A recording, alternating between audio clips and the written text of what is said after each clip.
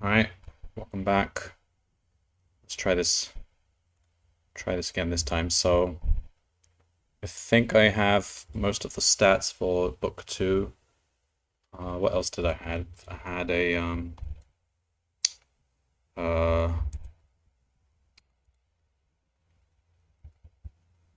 hang on, let's get the music up.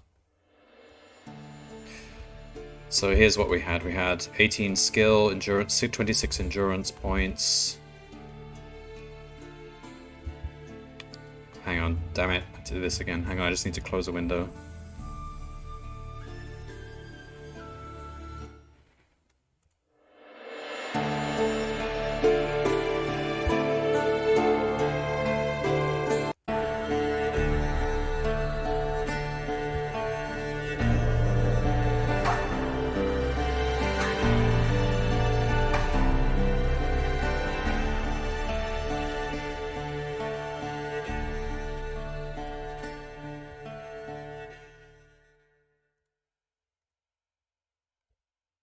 Okay, we're good. So, book 2 of The Lone Wolf, Fire on the Water.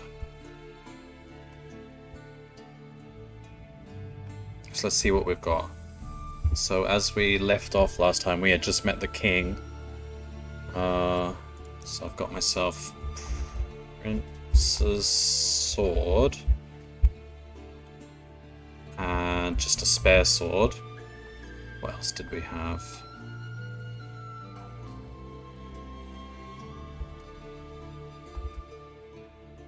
Um, 32 gold for meals.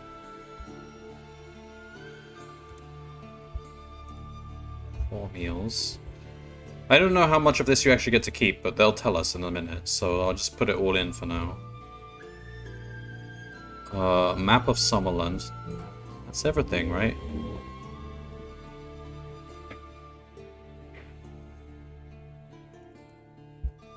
I didn't find any other special items.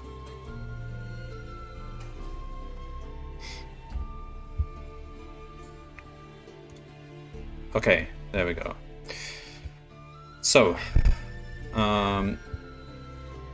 quick reminder, this is a pen and paper RPG book, which there were lots of these in the 90s, I think. Like, you would get the book and you would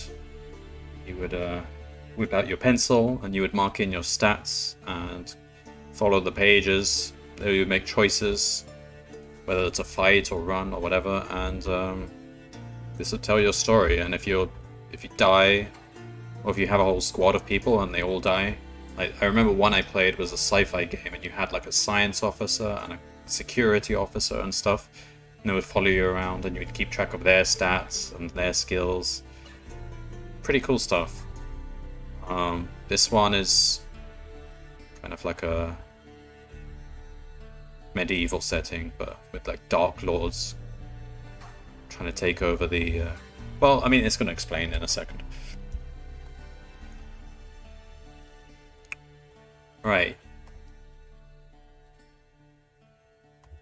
You are Lone Wolf, last of the Kai Lords. Bitter war rages through your homeland as the evil Dark Lords of the West lay siege to the capital. The king has sent you on a desperate journey to retrieve the only power in Magnamund that can save your people, the Summer Sword, the Sword of the Sun. Ahead of you lie terrible dangers, ferocious sea storms, the Tunnel of Tarnalin, and the ghostly death hulks of Vonatar the Traitor. But only you can save your land from the devastation of the Dark Lords. Only me? But why only me? I'm not actually that strong. There's plenty of stronger people in the King's Guard. I am the last of the Kai, but I was still a student. Alright. For Titus, Ben, Ryan, and Victoria.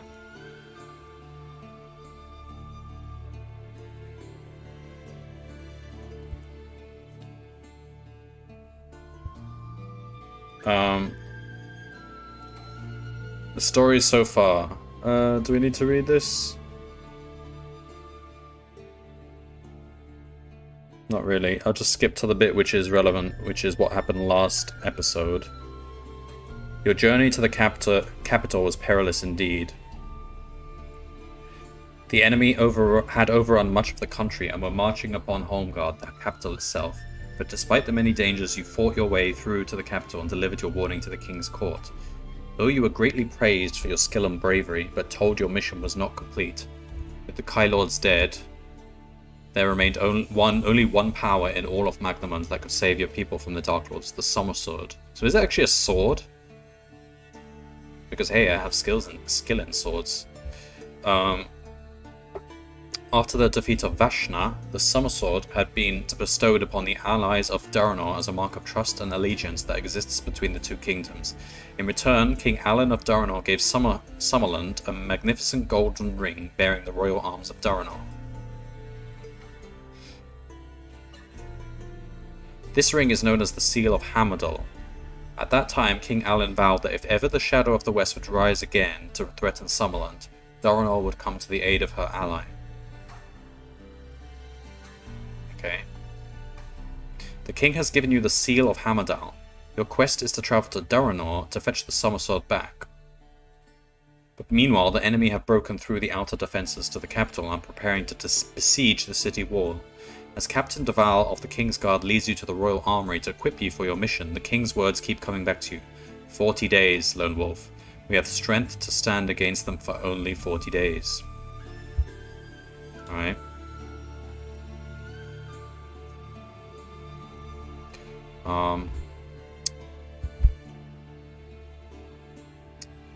Alright, here's the bit that's relevant. If you have successfully completed Book 1 of the Lone Wolf series, indeed we have, you will already have your combat skill, endurance point, and kite disciplines, which you can now carry over with you to Book 2.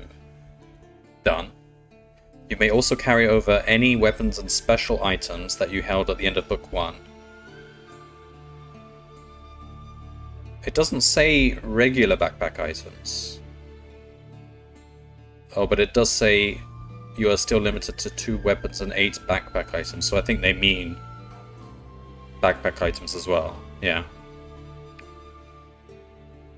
You may choose 1 extra Kai discipline to add your action chart. Alright, what should we pick? I think last episode I had already pretty much decided what I wanted. I want camouflage, I think.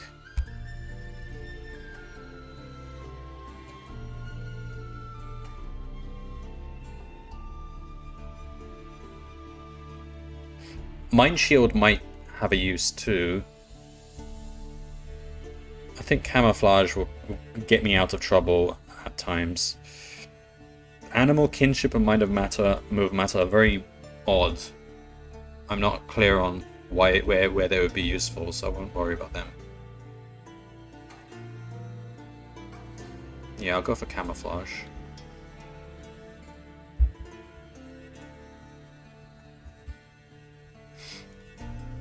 Equipment. Guard Captain Duval leads you to the Royal Armory where your green tunic and Kai cloak are taken from you to be repaired and cleaned. We do keep them, don't we? Because I've grown attached to my green tunic. While you await their return, Captain Duval hands you a pouch of gold for your journey. To find out how much gold is in the pouch, pick a number from the random number table. Alright then. 0! Add 10 to the number you have picked. Okay, 10. Alright, we got 10. Wow, that's the worst. Well, that's fine. We've used up the bad luck on gold, so that should leave us with good luck for combat. That's how statistics works. On a large table in the center of the armory, a number of items have been laid out for your choice. You may take any 2 of the following. So we already have 2 swords, so we don't need another weapon. So I've got 2 meals, chainmail waistcoat, adds 4 endurance points to your total.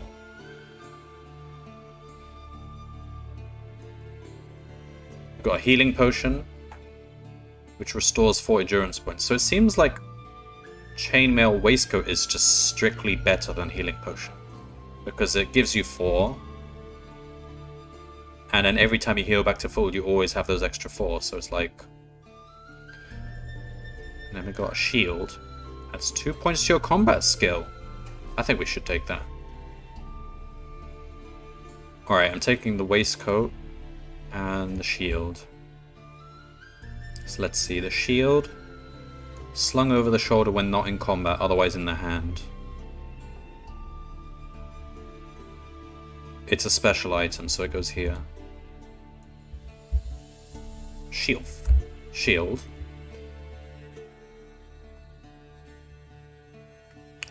And chainmail waistcoat.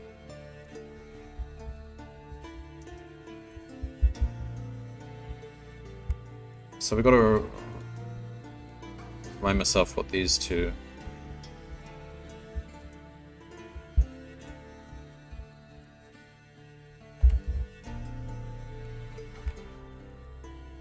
Just say HP so that it fits. Alright. Hello, DJ. Is this like a Siowa RPG book? I don't know what Siowa is, but it's an RPG book, yeah. But the author has agreed to release, make all his books free for use. So there's a project online that has actually compiled them all into this Java applet, JavaScript applet. So it handles some of the stats for you and the combat. Oh, choose your own adventure. Yeah, it is. It is, yeah. But there were like two brands of them. I remember there were like ones where you just pick pages, and then there's ones where you actually keep track of your stats and your personnel and stuff. And this is the latter. It's more complex. Not like the Goosebumps ones, which were just like turn to these pages. This one you have stats and items and skills. It's pretty cool, and he's got like something like 25 books online, and they're all there, and you can play them all, and it's continuous, so your character carries through from book to book, and if you die, then your entire journey is over pretty much. So I'm on book 2 already. Let's see how far I can get. I've got weapon skill and sword.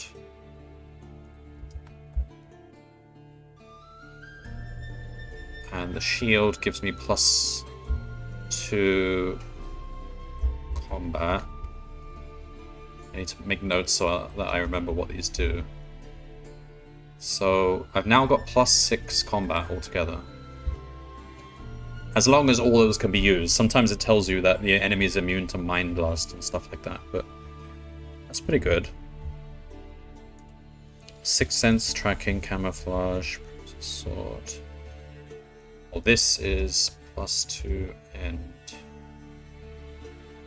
let's just call it Chainmail. So that gives me +2, so I'm now at 28. I mean, it makes sense that you start the book at full health. I don't think you carry your health from last time.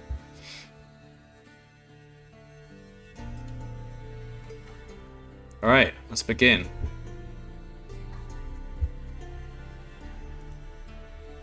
Rules for combat, yeah, we know this. We just click start combat. Otherwise, it's a bit more complicated. You have to use a chart and a... This is how you were supposed to pick random numbers.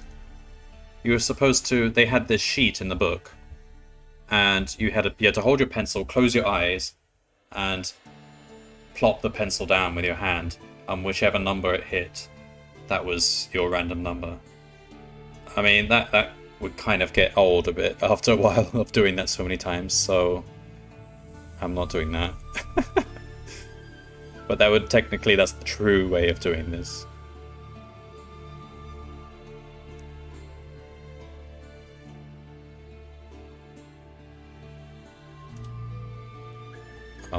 Combat results table is also how you calculate the combat. Basically, it's saying you work out how much more combat skill you have than them, and that's your edge.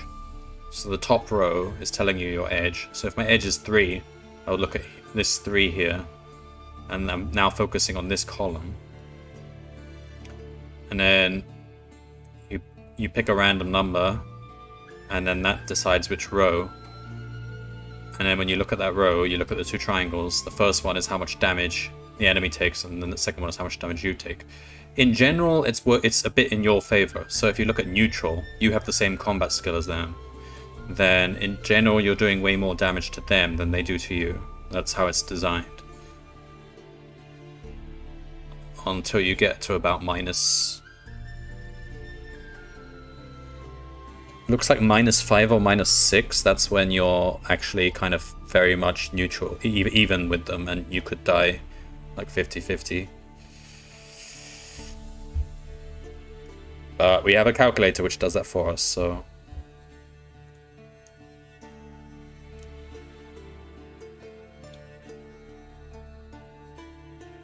And we have a map. We can have a look at this now.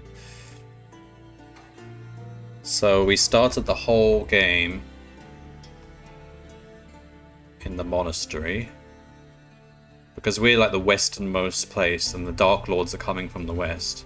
So they came and wiped out all our monks, except for us. We're the sole survivor because we were out collecting wood.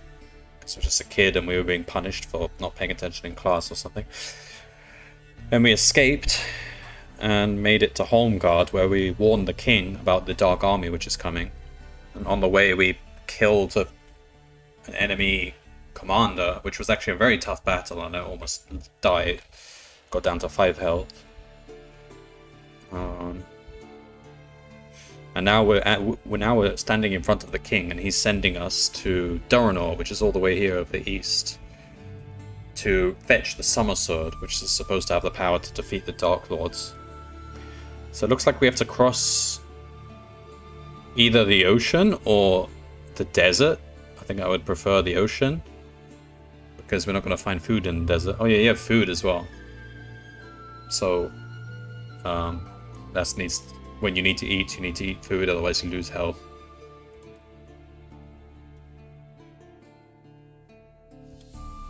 Alright. So. Let's begin.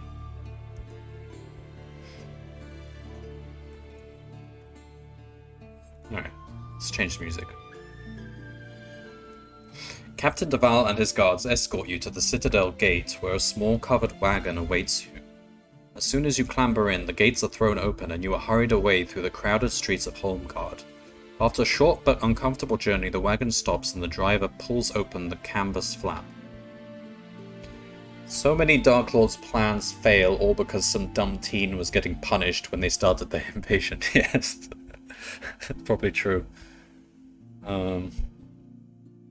This is the key, my lord. There is your ship, the Green Scepter. Oh, we're going to take the boat. Oh, that's good. We don't want to go through the desert. Let me guess. There's going to be a storm and we crash land on the desert, and then we have to actually go through the desert. As he speaks, the driver points across the quay to a sleek trade caravel anchored near to the harbour wall.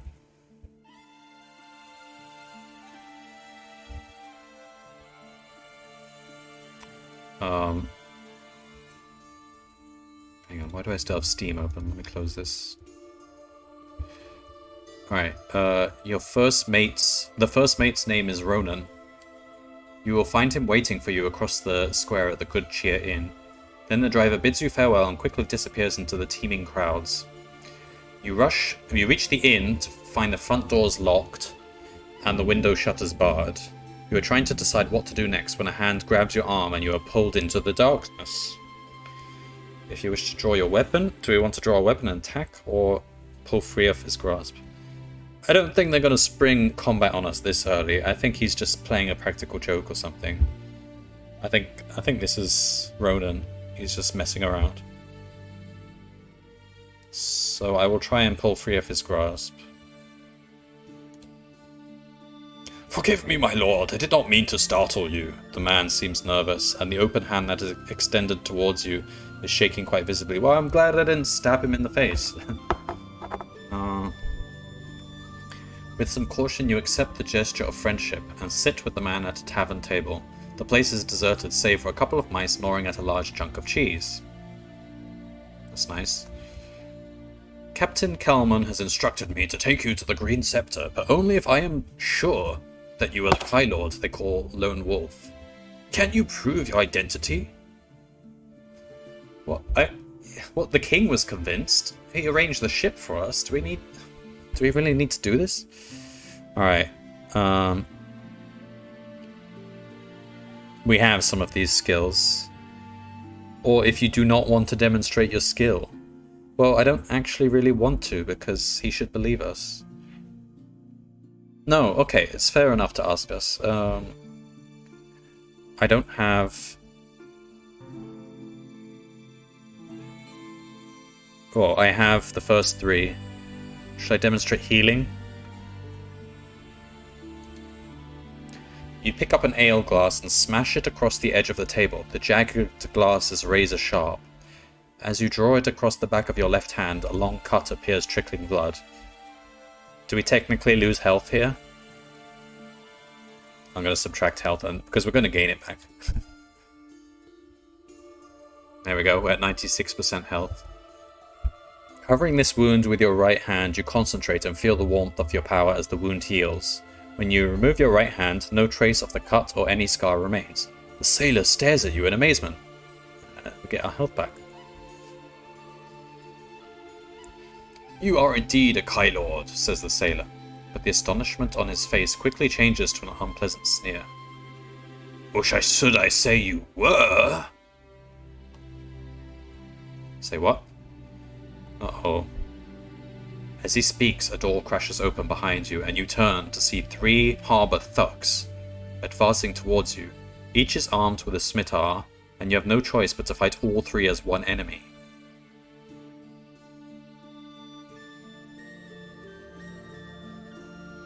"16 combat, that's not that... Okay, they're not that tough. We can just fight them. We can evade after 2 rounds of combat. We don't need to do that.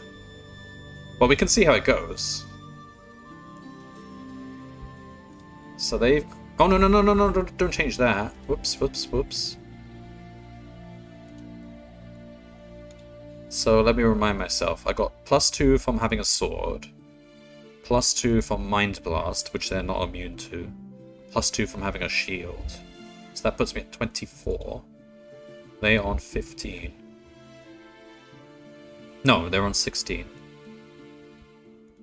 And 25 health. Alright. We can do 2 rounds and see what happens, but I'm pretty sure I'm gonna win this. Oh, this is... combat. Combat with humans. I have music for combat with humans and music for combat with monsters.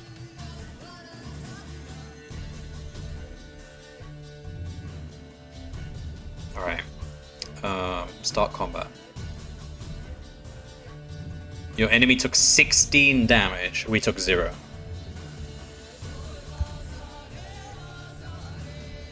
Your enemy took 8. We took 3.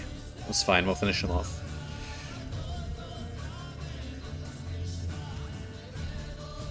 There we go. We only took 3 health.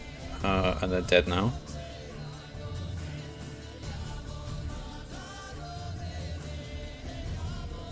Alright, we can stop the music now. That was quick. So every time I turn to a page with no combat, I can heal by 1. This healing skill is amazing. Like, you absolutely must take healing in this game. I don't see any argument for not taking it.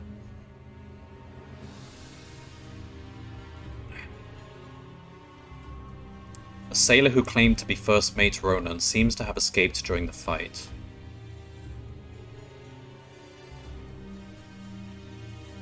My stream is still dropping frames every now and then.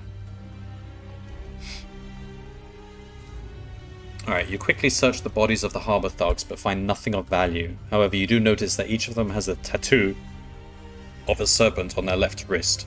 Whoever sent them to kill you must already know of the importance of your quest. You leave the tavern by the side door and discover the dead body of a sailor lying beneath some stairs. Inside the collar of his bloodstained jacket is a tag bearing the name Ronan. This must be the real Ronan. He has been murdered.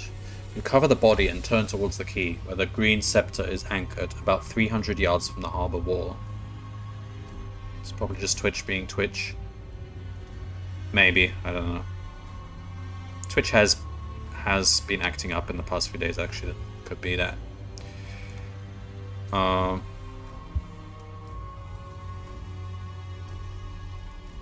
we can make the music a little bit less tense now, I think. We're safe. Okay, if you wish to use one of the many small boats or coracles... What's a coracle? That are roped to the quayside. Or, if you wish to hunt down the imposter who pretended to be Ronan. I kind of want to hunt him down. I have tracking. So, I'm guessing they're going to need tracking to hunt him down. We can extract some gold from him. Hello, Bad for Beans. Let's hunt Ronan down. We've got time. We've got 40 days to complete this objective, so...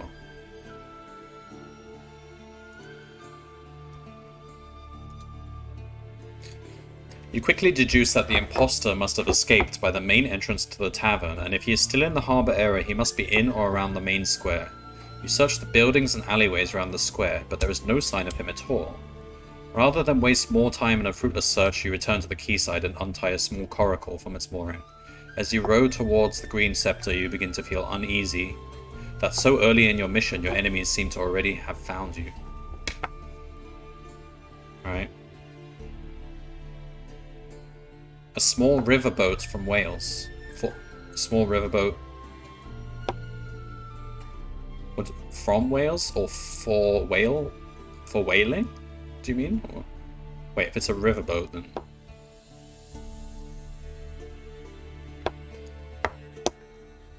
Alright, I'm at full health now. As you... And for those river whales. As you paddle towards the sleek trade caravel, you... Oh, we're using this to get to the caravel. Okay. You notice to the formerly independent country of the Welsh. Oh, Wales. As in W-A-L-E-S. Okay. A mean-looking sailor leans over the gunwale. Gunwale? Gunwale? Is that like the bit with the guns, the cannons? And curses at you. He seems to think that you are a refugee trying to stow away on board. I mean, I'm not doing it very stealthily, am I? So, but when you shout that you are Lone Wolf, I am Lone Wolf, and you were ambushed by an imposter at the tavern, the ladder is soon lowered again. As you climb over the side of the ship, you are met by a tall man in a gold-braided uniform. His face is almost totally covered by a shock of bright red hair and a bright red beard. Well, dolphins are whales, and some dolphins do live in rivers. But they're not whales. Are they? No. Different genus, aren't they? Let me get my water.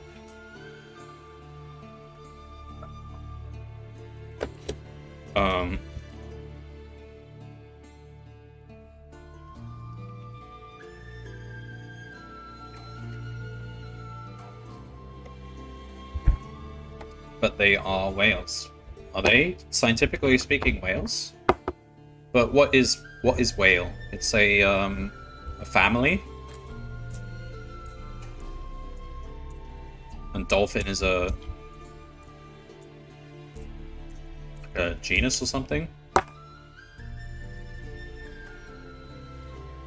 I don't think they're whales. Oh, I'll have to look this up later.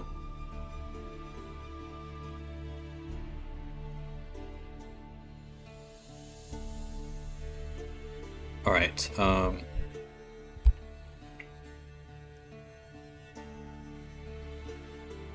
where was I?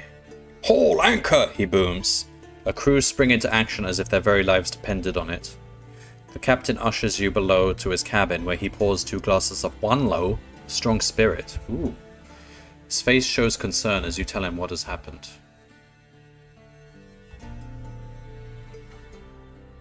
There is evil treachery at work, and the enemy already has plans afoot to thwart your quest, he begins, when you've told your tale. It seems that you have lost the element of surprise, and I have lost a courageous first mate. Let us only hope that the voyage to Doranol will be swift and safe. So these thugs were actually working for the Dark Lords, but they were clearly humans. I mean, I guess the Dark Lords could bribe anyone, really. You leave him to go up on deck just in time to see the outline of Holmgard on the horizon. With mixed feelings of pride and apprehension, you descend the stairway to your cabin as the last spire of the capital disappears from view.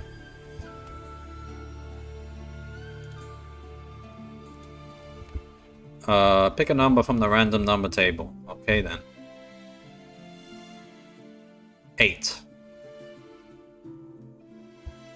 Hey man, gotta pick the winning side. I mean, it really does look like they are winning. They've already wiped out the monastery and they're about to take over the capital. And it's all up to us. I don't know why it's all up to us. They haven't really explained that bit. Are we the only one that can wield the summer sword? Because we're a monk? Of Kai? I don't know. I think,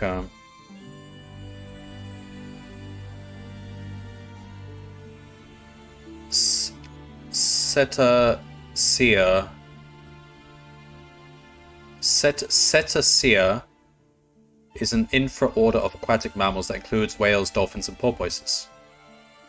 Doesn't that agree with what I said? So Cetacea is the parent, and whales, dolphins, and porpoises are like subfamilies of Cetacea, right? So dolphins aren't actually whales, but they're cousins to whales under the hierarchy, where Cetacea is the group that contains both of them.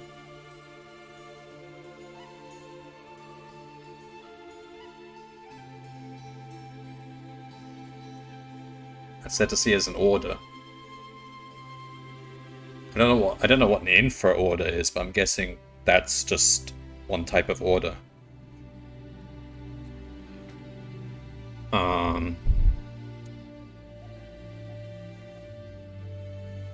Where was I? Oh yeah, we've got random number 8.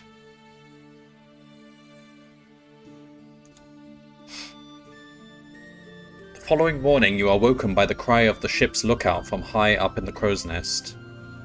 Ship ahoy off the port bow! You clamber up a narrow ladder and join the captain at the stern. Your eyes are younger than mine. See what you can make of here, my lord, he says, and hands you an ornate telescope. You can make out the red sails and black flag of a Lakuri pirate warship on the horizon. More random numbers, okay. 6. We've a full sail and a sharp prow. There's not a warship on the northern seas that'll catch the Green Scepter, said the captain. He is proved right. Nice. For the pirate ship soon disappears over the horizon. 25 years at sea, and I've never known the Lakuri pirates to venture this far north to raid, he said, stroking his beard thoughtfully. They must be after a valuable cargo to sail so far from their tropical islands. Oh no, don't tell me the Dark Lords have employed the pirates too. As the captain descends below deck to his cabin, you get an uneasy feeling that the valuable cargo may be you.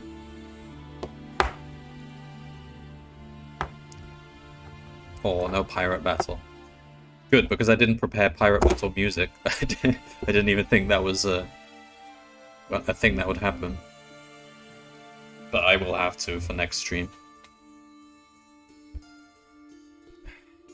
By the way, if anyone didn't already know, this music is from Witcher 3.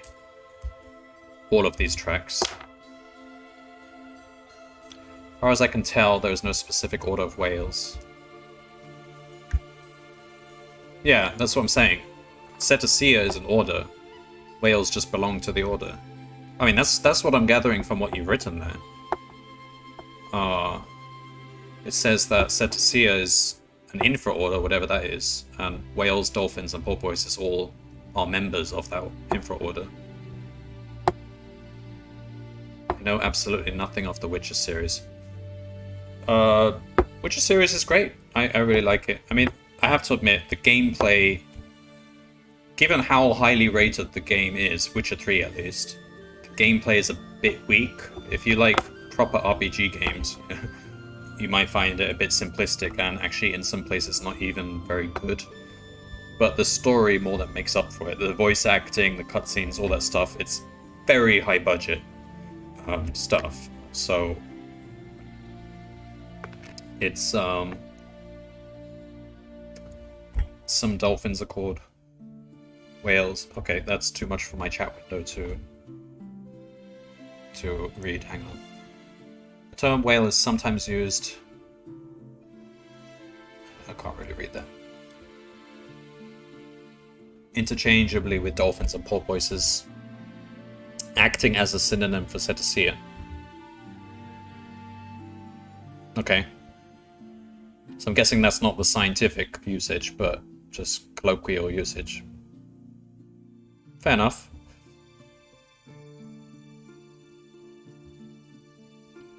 Six species of dolphins have the word whale in their name. The orca, or killer whale. Oh yeah, I knew that one from Free Willy. I knew that one wasn't a whale. The melon-headed whale, the pygmy killer whale, the false killer whale, and the two species of pilot whales, all of which are classified under the family. Yeah, so it seems it's more of a naming thing, that they just have misleading names, which happen to have the word whale in them, despite being dolphins. But then when you go to, like, you know, other dolphins, like bottleneck dolphins, I guess, those are definitely not whales. But these particular dolphins, like killer whale, is in fact a dolphin, but it seems it's just a misleading name. Because it's understandable that when people found them, they thought they were whales.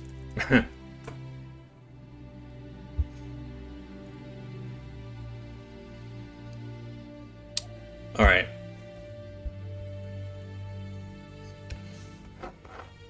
After 3 uneventful days at sea, you find shipboard life rather dreary. If you have high discipline of healing, any endurance points that you may have lost on your adventure so far are restored. Sure.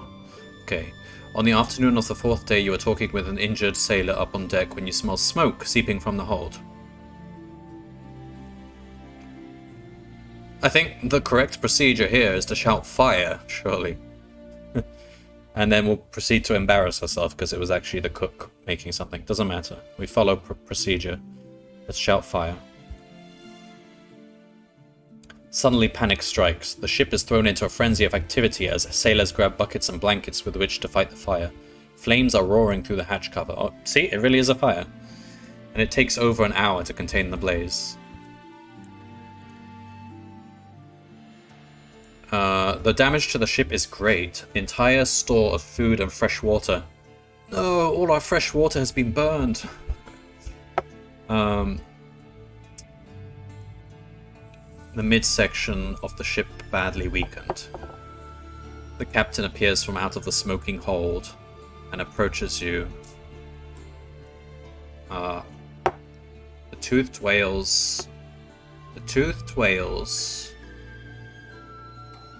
are a parv order of cetaceans that includes dolphins, porpoises, and all other whales possessing teeth, such as the beaked whales and sperm whales.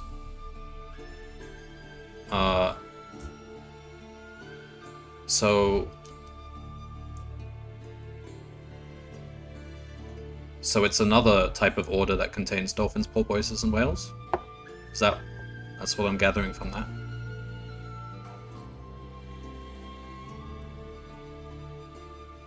Parv order. I don't know what Parv order is. I guess it's a lower order than infra order.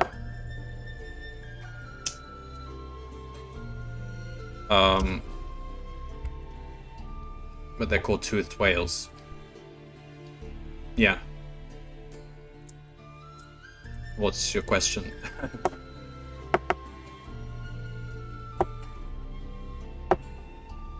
But that's not the scientific name, is it? That's just the nickname.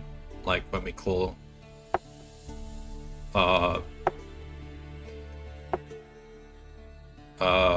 like, I can't even think of one. But whale, the actual word whale, there is no scientific order of whales? Well, I don't know, it might not be in order. Let me have a look. I don't actually know what a whale is, scientifically speaking.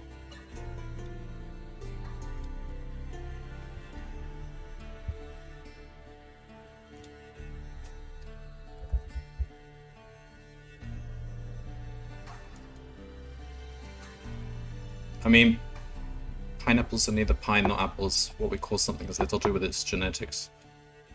Yeah, I mean, I don't read too much in the nicknames they give. Usually, it's the Latin names that are describing its levels of placement in the hierarchy. Whale. Okay, whale is an informal group within the infraorder Cetacea.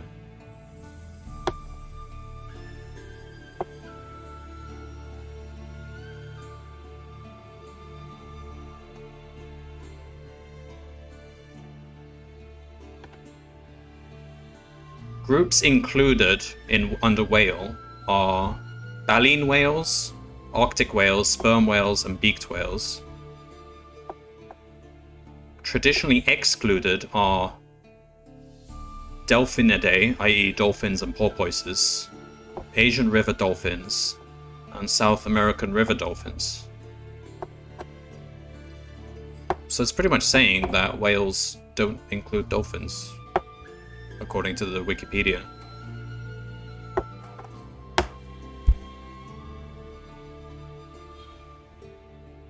But whale does seem to have a meaning. It seems to be just a collection within Cetacea, but not an actual order or group.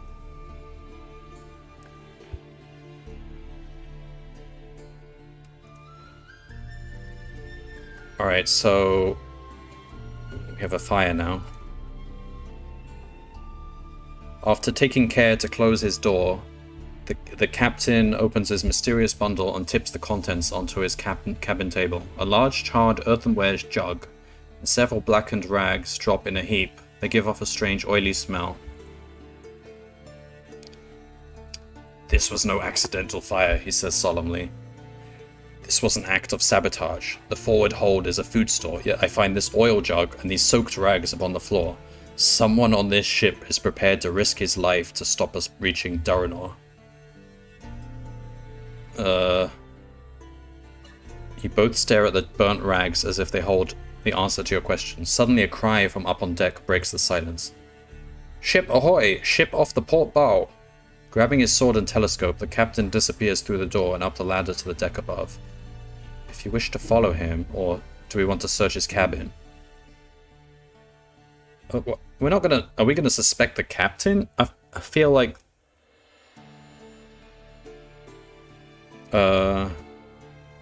I don't have any reason to believe it's him. Especially as he's the one who identified the rags and everything. No, okay, we'll leave him alone. Let's follow him. It seems our bird has flown, says the captain, pointing to a longboat moving swiftly towards another ship on the horizon. She flies no flag, and her hull is of a strange shape. I've never before seen the like. You watch as the longboat reaches the mysterious ship. As if by magic, a sea fog appears from nowhere and engulfs the vessel. Moments later, both the ship and the fog have disappeared. Right, will we be able to catch up with them? 7.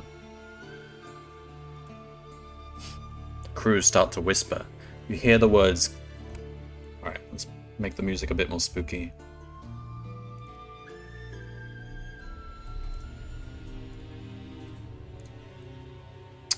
You hear the words ghost ship and cursed voyage, but the muttering stops when the captain's voice booms out an order for all hands on deck. Only the creaking of the timbers can be heard as Captain Kelman climbs to the rear deck to address the crew. Men, we're 3 days' sail from Port Bax. The fire has robbed us of our provisions and our fresh water has been fouled. Let's not tell them that we have 4 meals on us. I'm just going with dolphins are cladistically whales. Is that what it said? It said, I don't know what cladistically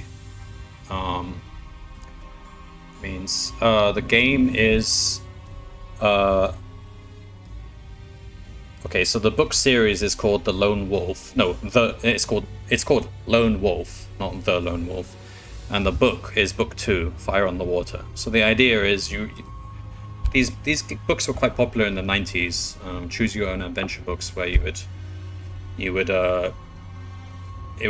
give you choices, and then you choose what you want to do, and then you turn to a certain page, and then it'll tell you what happens next based on what you did.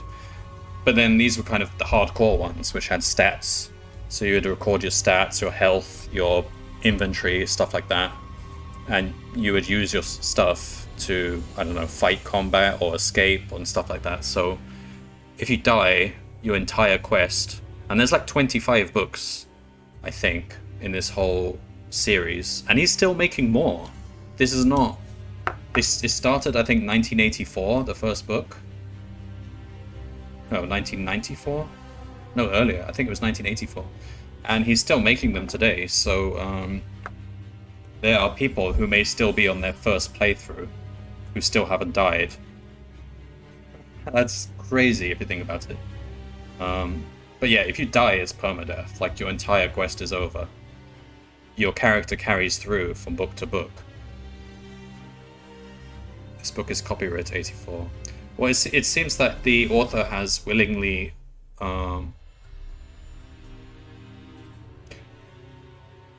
yeah, I mean, it's still under copyright. He's released it for public usage on this website, but it still remains under copyright. That doesn't contradict the fact that he's given his own okay for it to be used in the website. Are you the only one streaming this? What, right now? I would say statistically almost certainly yes, because it's not very well known. But I have seen YouTube videos of a couple of other people who have streamed this, so seems pretty fun. Are you the only one streaming this in general? I'll have to look later on. It looks like in the last few years maybe 1 or 2 other people did actually stream this, and I was saying that because if you were uncertain if it was 94. Oh yeah, you're right. It says right there, 1984. So yeah, that is pretty old. And to be still making them today, that's pretty cool. So let's see how far we can get. I made it as far as book 2, and I almost died in book 1. I got down to 5 HP. So it doesn't seem easy.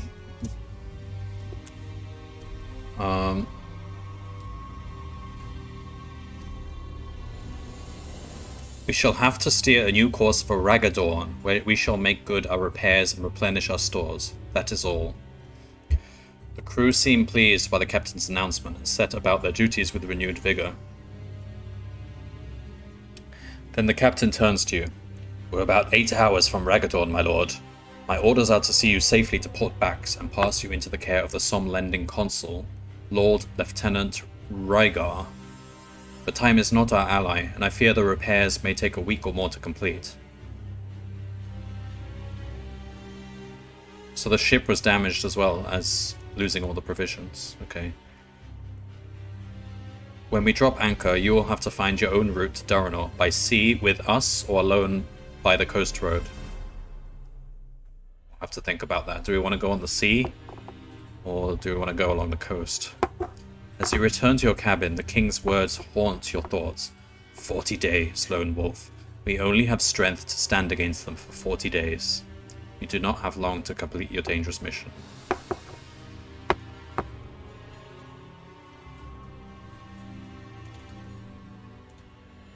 As dawn breaks, a fierce storm rises, and you are woken by the violent rocking of the ship.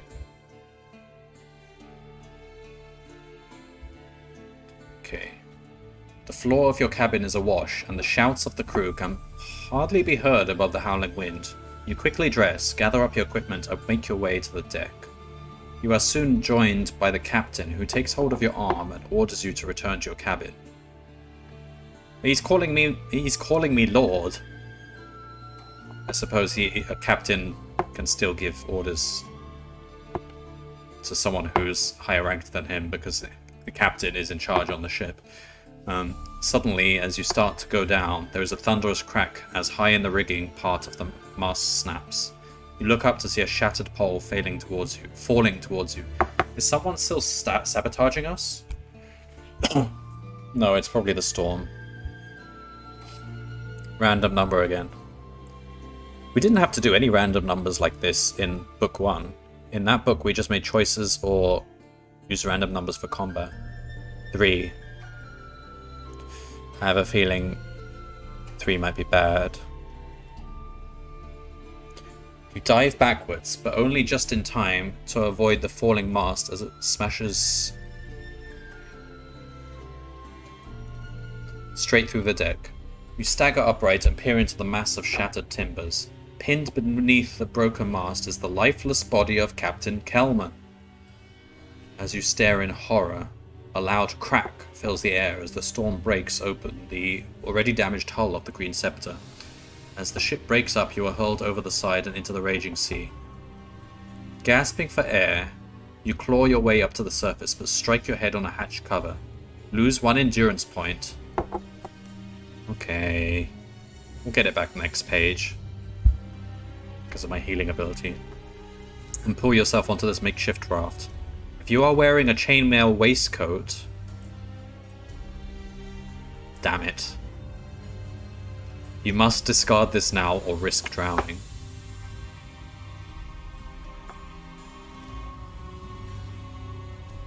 At the bottom it says, you are not allowed to risk drowning. This is just flavorful text, not a real option. I was about to say, I would rather risk drowning. I love my chainmail. Alright, there goes my chainmail. Take it off. So... I would expect... when we lose our bonus...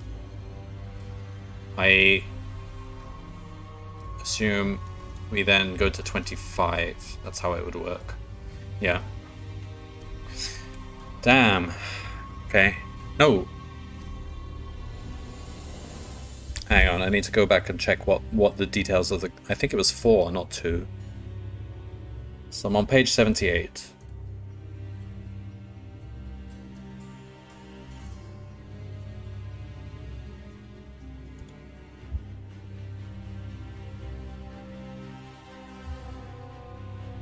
Waistcoat. This adds 4 endurance points to your total, so I'm actually at 23.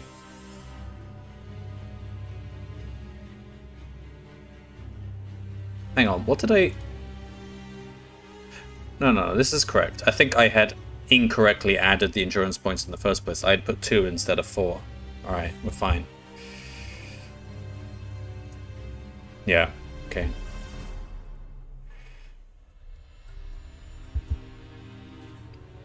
Alright then. Man. In the grey light of the storm, you watch as the broken ship sinks beneath the heaving sea. You are feeling dizzy and very sick. Hanging onto the cover with all your strength, you gradually slip into unconsciousness. Oh no. When you eventually awake, the storm has passed. Wait, are we in the water? No, we're on the raft, okay. When you eventually awake, the storm has passed. The only trace of the Green Scepter is the hatch cover on which you lie. We're on a hatch cover. By the position of the sun, you suppose it to be late afternoon. In the distance, you can see a small fishing boat, and beyond it, the coastline stretches out along the horizon. If you wish to use your cloak to try to signal to the fishing boat, yeah, I'll take... I don't care if it could be the enemy. We'll take every out we can get here. Use your cloak. And we heal, because that's the healing ability. You desperately wave your Kai cloak above your head until you are near to exhaustion. Alright then. I have a feeling it's normally high numbers are better. 2. The king really shouldn't have left the fate of the kingdom in the hands of some random teen. Yeah. I mean, I had just started my disciplines with the monastery. So I don't even necessarily have the powers he's expecting me to have in wielding this summer sword.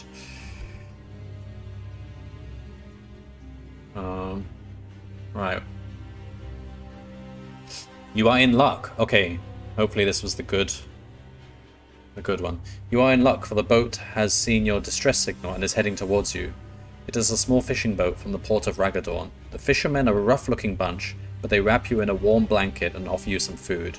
The captain suggests that you sleep, as it will be 2 or 3 hours before they arrive back in Ragadorn.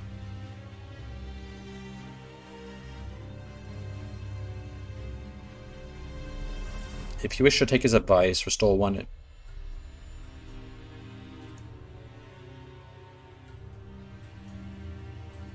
I mean, I don't need any health. So, should I sleep? It goes. You turn to different pages, so there still could be different outcomes. 2 or 3 hours is not that much. I think I'll stay awake because we can help them and keep a lookout for other survivors. Yeah, let's do that. There'll be time for sleep later.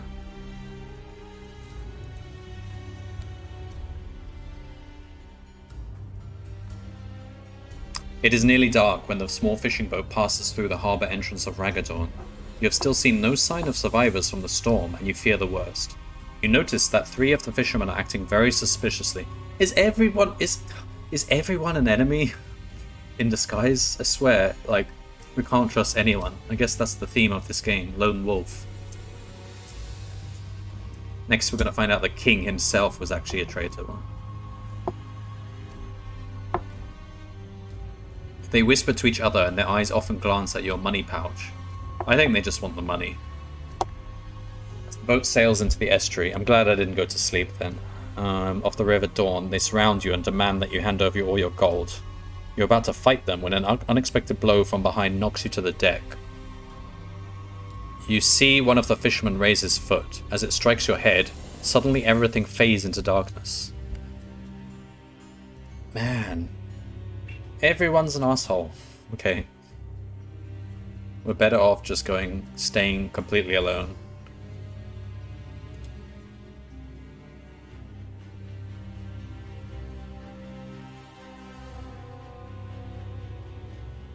No! Alright. I shouldn't have read ahead. Hang on. When you awake, you are shocked to find yourself lying beneath a wooden jetty, and the shallow water surrounding you fills your nostrils with a foul stench. As you stand, your head throbs violently as if you had been knocked unconscious. This is exactly what has happened to you. And your gold, your backpack, your weapons, and all your special items, including the Seal of Hamidol, which I forgot to add to my list, have been stolen by the fishermen. Alright, there's an errata at the bottom here. It is likely that the author did not realize that the Crystal Star Pendant and Map Summerland would or might be among the items lost.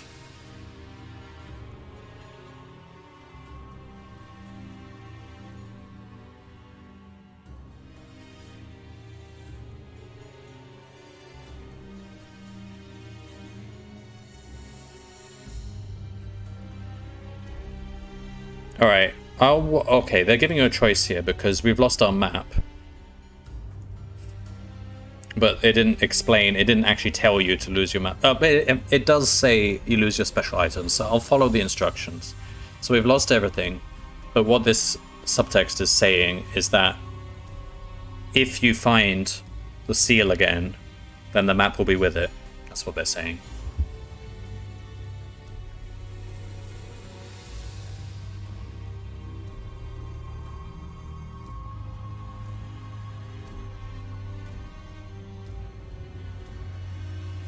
Alright, so I'm going to make a note here, down here, of everything we've lost. We lost our shield.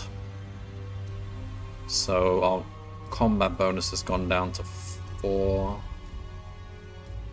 Our 4 meals. Damn. Thing is, when we find our stuff, are we actually going to have the gold and the meals? Probably not. Probably only find the seal. I guess the text will explain. This sucks. Weapons as well.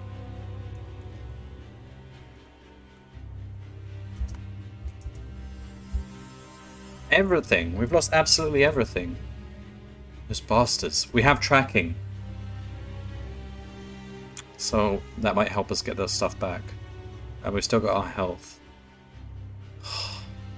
Oh, we also have to add the seal. Because I didn't add that in the first place.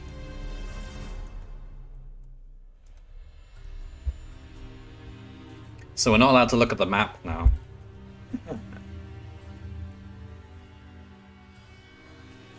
Alright. With a groan of despair, you climb out of the slimy water and pull yourself onto the jetty. Looking up, you see a faded sign. Welcome to Raggadorn. You fear the rumors about this place are true. It is nearly dark and it has started to rain. You must find the seal if you are to persuade the Duranese to give you the somersault.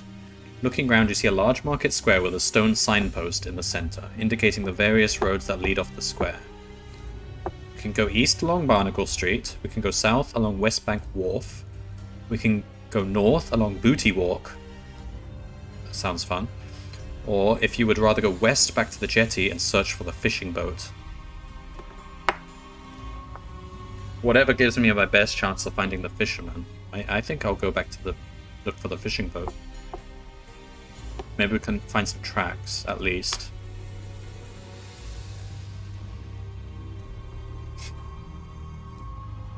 There are many ships of all sizes and nationalities moored on this side of the harbour. The River Dawn, which divides the city of Raggadorn, is always busy. You're about to give up your search when you spot the thieves' fishing boat. There is nobody aboard, but a thorough search of the cabin reveals a mace and 3 gold crowns hidden inside a folded hammock. The hammock bears a label that reads North Star Tavern, Barnacle Street. You take the mace and crowns and return to Stonepast Square. We have a mace, so we're not unarmed, but we don't get any bonus from it. We have 3 gold. I don't think we've ever needed gold for anything yet.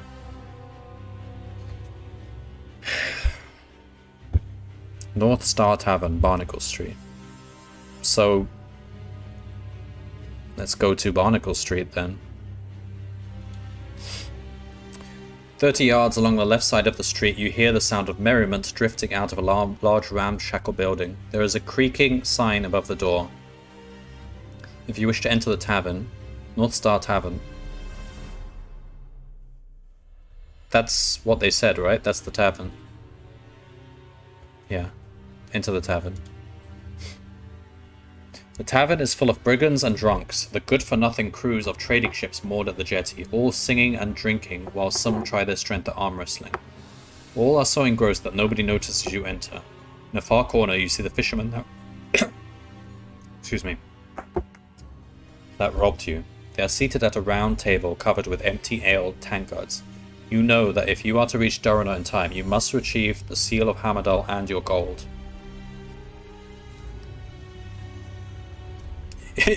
Win some gold crowns at arm wrestling? No, we're going to confront the fisherman.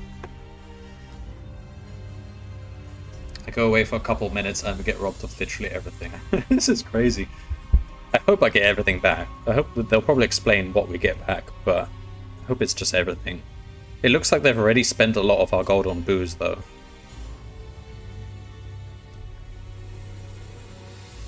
The fishermen stare at you with open mouths, as if they have just seen a corpse return from the dead.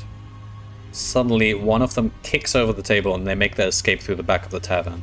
In one bound, you leap over the table and pursue them out of the tavern into the darkness beyond. No way am I letting them go. We need that seal, at the very least. Also, my combat is actually +2. because I still have Mind Blast. Okay. Continue the chase. Let's put some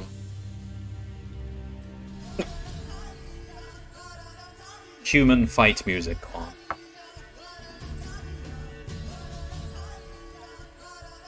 Alright. The back door opens onto a small square, in the center of which is a large tomb.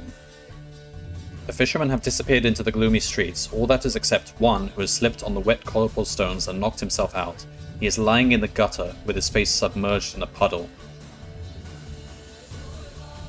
You roll him over with your foot and search him. You discover 5 gold crowns, a dagger, and to your great relief, the Seal of Hammerdale on his finger. Okay.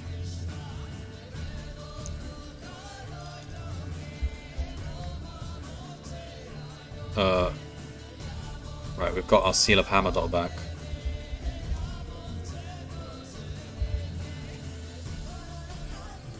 Five gold crowns, fine. Alright. A dagger. It seems the weapons don't matter too much. All that matters is whether you have weapon skill in one of them. Maybe there'll be some flavor in some of the games where different weapons have different uses. Like a dagger is concealable, for example. We do have tracking, so let's do that. You must find shelter for the night or you will risk being arrested by the city guard. Arrested for what? Arrested for what? Oh, are they reporting us for chasing those guys? Vagrancy. Maybe. Either there's a curfew, or they just reported us. You robbed a dude. But did anyone see us do it?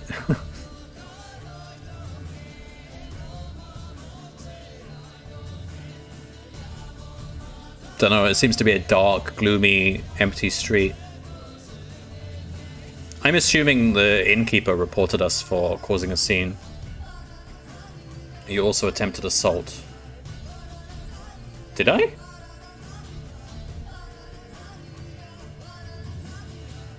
I don't think I ever did anything. They saw me and they ran out the room. And then I chased them and then he literally tripped over and knocked himself out. So I actually managed to knock one of them out without ever even doing anything or being present.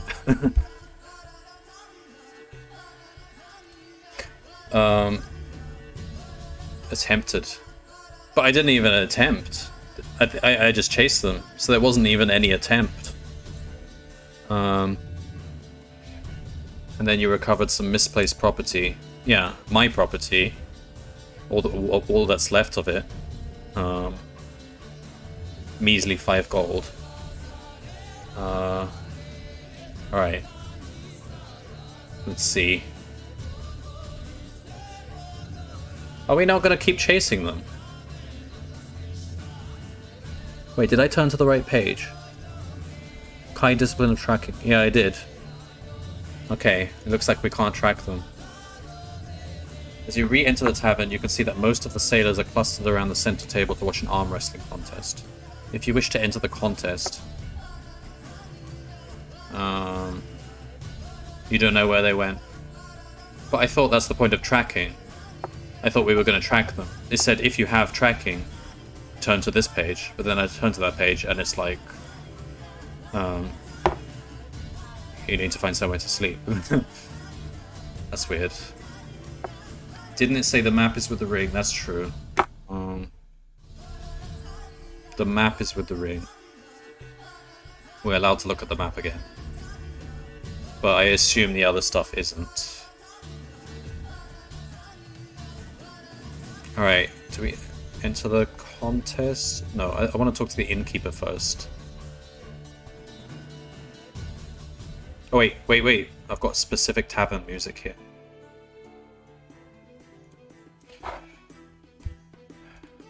Talk with the innkeeper. He is a mountain of a man, completely bald, with large gold rings hanging from each ear. He looks at you suspiciously and says, "Ale is 1 gold crown, a bed for the night is 2. Which do you want?" I just want to find those fishermen. I want all my stuff back. 42 gold.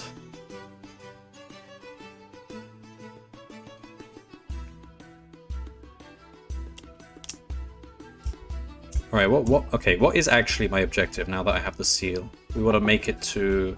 Oh, we can look at the map now.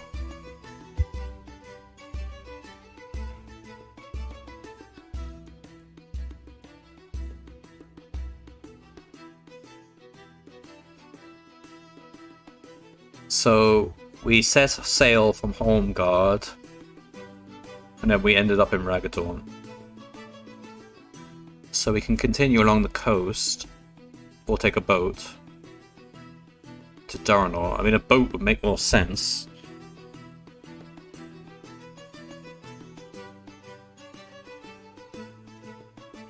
Alright.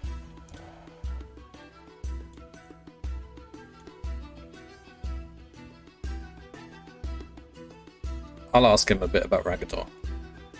The innkeeper speaks with the gruff tone of a native Ragadornian. You discover from him that this seaport is ruled by Lachlan, son of Killian, the Overlord, who died 3 years ago of the dreadful Red Death Plague. The innkeeper does not speak highly of Lachlan, whom he calls the Prince of Thieves. He and his mercenaries believe that people dry with heavy taxes, and if you complain, you end up in the harbour with a dagger in your back. The big man shakes his head and pours another round of ale for the drunken sailors. If you wish to try your luck at winning some gold crowns, should we do that? I kind of need money. I've only got 8 left. Alright, we'll try that. I mean, we have good strength, so...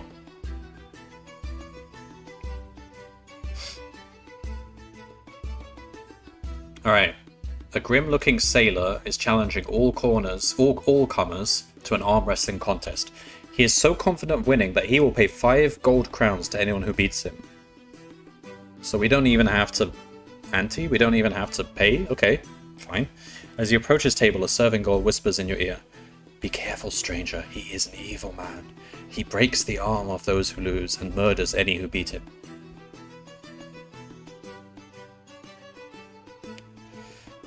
I mean, now that we have our sword, we're a bit weaker, but okay. As you face the sailor across the table, bets are made throughout the tavern. If you have the Kai discipline of Mind Blast, turn to 14. We do. And it's not even a choice. It says if you have it, you turn to 14. Okay. As the contest begins, you use your Kai discipline to weaken your opponent's concentration. Beads of sweat stand out on his forehead, and his eyes gradually close as he withers under your relentless mind blast. In less than a minute, he has collapsed to the floor, completely unconscious.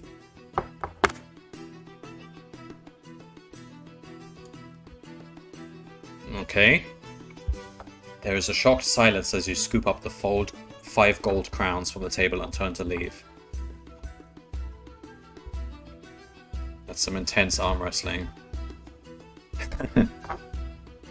The Witcher had an arm wrestle. No. Witcher 1 and 2, I think, had arm wrestling games. Witcher 3, you had a boxing game instead, which was quite terrible. The arm wrestling was actually better.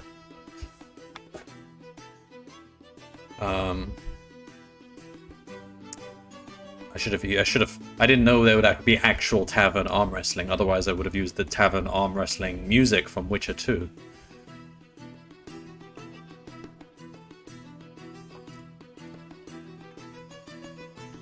This game has everything.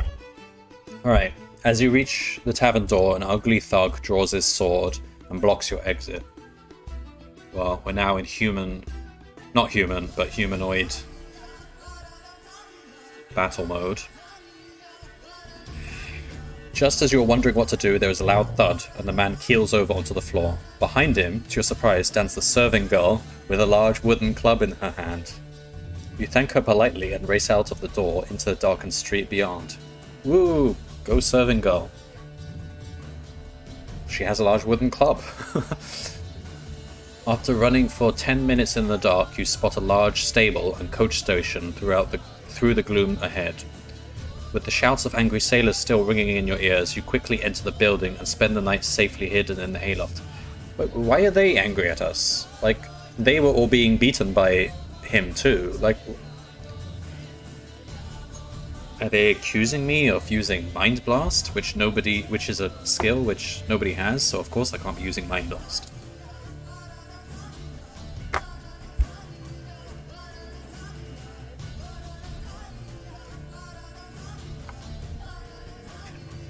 Right.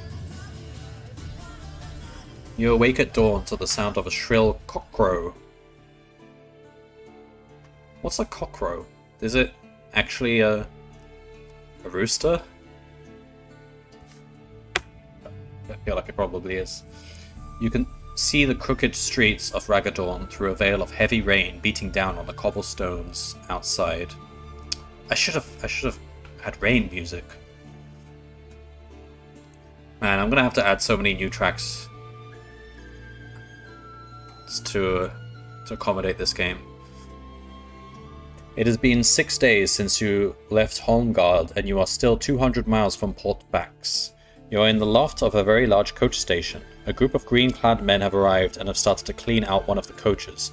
You overhear one of them say that the coach leaves for Port Bax at 1 o'clock this afternoon, and that the journey will take 7 days. Well, how did I end up in the... Oh, we did actually enter the coach station. Yeah, we did. Okay. Cockcrow. The very beginning of the day, dawn, the time at which the cocks crow. Oh, so the word when in this context probably is referring to the actual call, the noise. I thought it was the animal, but yeah, I guess it's the crow, the cock crow. That makes sense, but this becomes one word. Cool. I swear here in Thailand the cocks don't crow at a sensible time. They start crowing at like 4 or 5 a.m. Maybe that's the time that farmers wake up to do their stuff, but that seems unreasonably early for me. I'm always having to shove my head under the pillow at such times.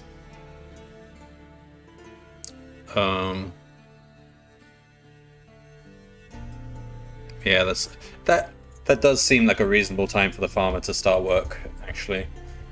And the same goes here in Thailand. I mean, there are lots of farmers around here. But for me, that's like the time I go to bed, so...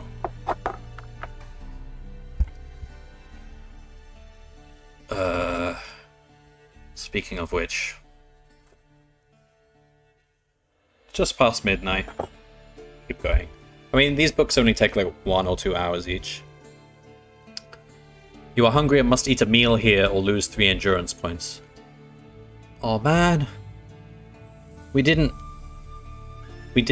retrieve our meals. Okay. I'm assuming that the fisherman we knocked out didn't have all our other stuff on him.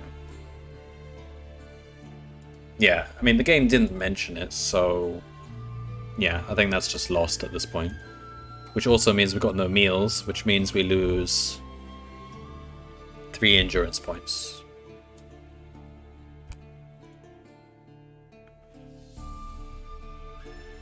After the meal, if you decide to approach the coachman and ask to buy a ticket for the journey to Port Bax, don't tell me we're going to need more than... Oh, I forgot to take my money. Hang on. How much money did I get? It was 5 from the arm wrestling, so I got 13. If you decide to approach the coachman and ask to buy a ticket for the journey to Port Bax, or if you want to go to the street... No, yeah, let's get a ticket. We heal by 1 each turn now. The fare to Port Bax is 20 gold crowns, says the coachman in a gruff Raggadornian accent. Bollocks. I've got 13. Do not have enough money. Outside the coach station is a narrow street leading to a gaming house with a sign outside. Are we just gonna gamble now? Look. Right. No weapons allowed inside. You are excited by the chance of being able to win some gold, and you quickly enter. Any weapons you may have must be left with a guard at the door. You can recover your weapons when you decide to leave. You are given a silver token worth 1 gold crown. That could only be used in this gaming house. Fine. We'll just mark that here. 1 silver token. Alright, oh, I don't have casino music, man. I need to get more music. Use tavern music.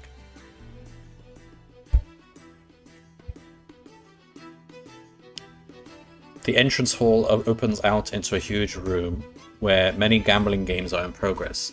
One that catches your eye is called Cartwheel. At one end of a long table, an attractive young woman spins a black dish divided into 10 sections marked 0 to 9. As the dish spins... Okay, there's a discipline you can get at the beginning of the game which allows you to manipulate small objects with your mind. And I said at the time, I can't really think what that would be used for. I mean, maybe like getting a key or something if you're locked in a jail cell. I now see what I could use this for. Okay, so...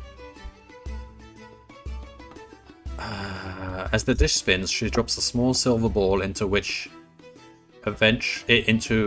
into it, which eventually comes to rest in one of the numbered sections. Several merchants are seated around the table, and they are betting heavily on the fall of the silver ball. Oh, how convenient. It goes 0 to 9, just like my random number generator. To play Cartwheel, you must first decide the number you would like to bet on, and just how many gold crowns you would like to stake. Make a note of these numbers, and then pick a number from the random number table.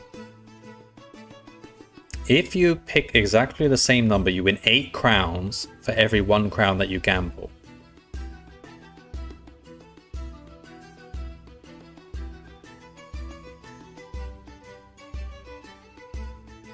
Okay.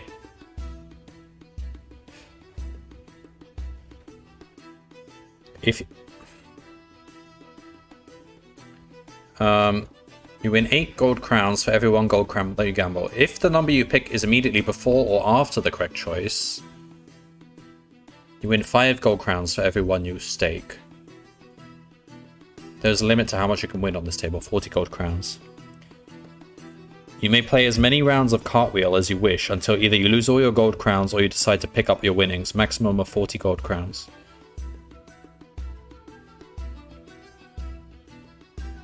This sounds like... It looks like this is actually breaking even, like we actually would make profit on this. So it's... Okay, let's see, there's 10 numbers. There's 1 in 10 chance of getting 8 times your money.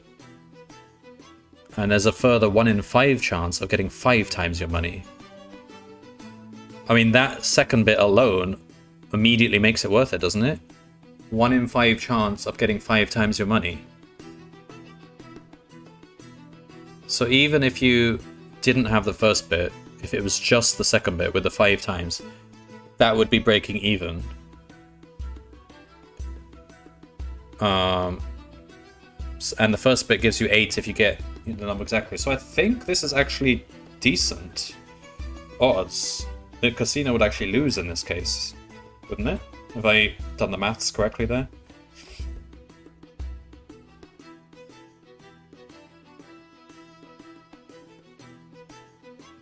I think I have, yeah. So the correct answer here is to play this, but got 1 coin at a time to reduce our variance. There's a midget under the wheel.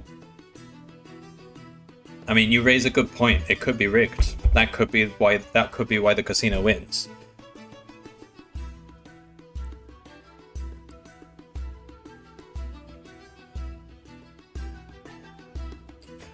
I mean, okay, let's play it and see what happens. So, wait, what am I saying? That they can't rig it because they've given me the mechanics and I do the mechanics myself. So yeah, it's not rigged.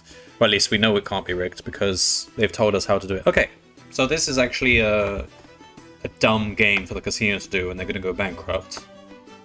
But, so there's this law in mathematics called the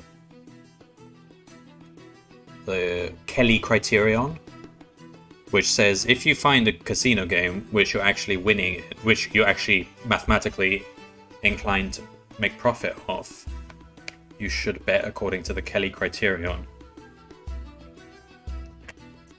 But because I can't be bothered to do the maths, I'll just bet 1 coin at a time, because that's probably pretty much equivalent. The Kelly criterion says you should bet a certain percent of your wealth each turn, and that will guarantee that over time your wealth will keep multiplying by a certain percent.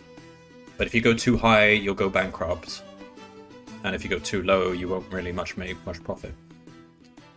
I mean, it's a real criterion that people really use for gambling in casinos, and it's proven mathematically a law. Alright, enough maths. I'm going to first bet the silver token. So, what should we bet on? So you should never bet on 0 or 9, because you want to get the numbers either side as well. So let's go for, I don't know, 5? Right, roll. 6! So we got 5 coins back. Right. Let's put our notes here. 5.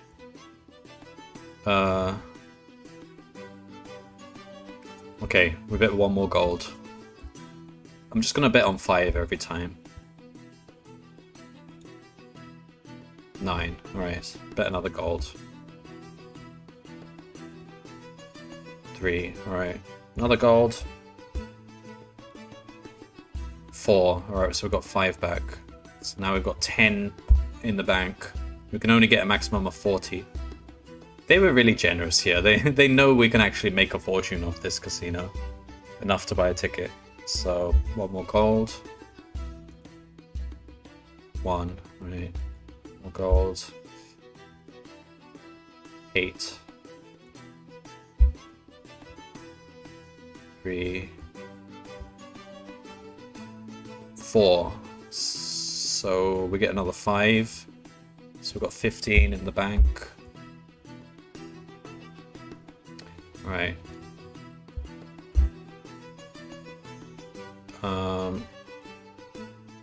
9. 5. So that gets us 8. So we're at 23. I don't feel so bad now about losing all my gold. 8. Okay. 3. 6. So that's another 5. So we're at 28. So our last original gold. Okay. So we've got 28 in the bank. We can keep using that money, but let's just check this again. 40 gold crowns. So if we go over 40, we can only take 40. That's dumb, but whatever. Alright. 27. 1.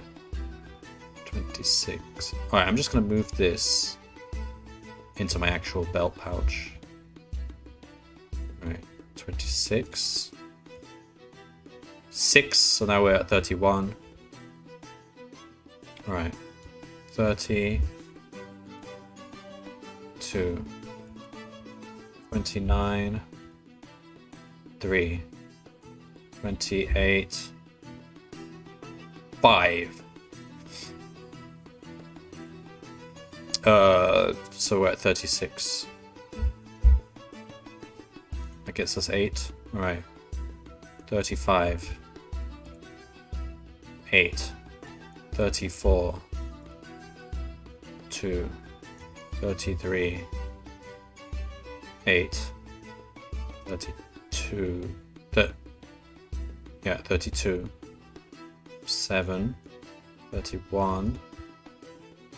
5. So at 39. Come on, just push for that. We push for 40.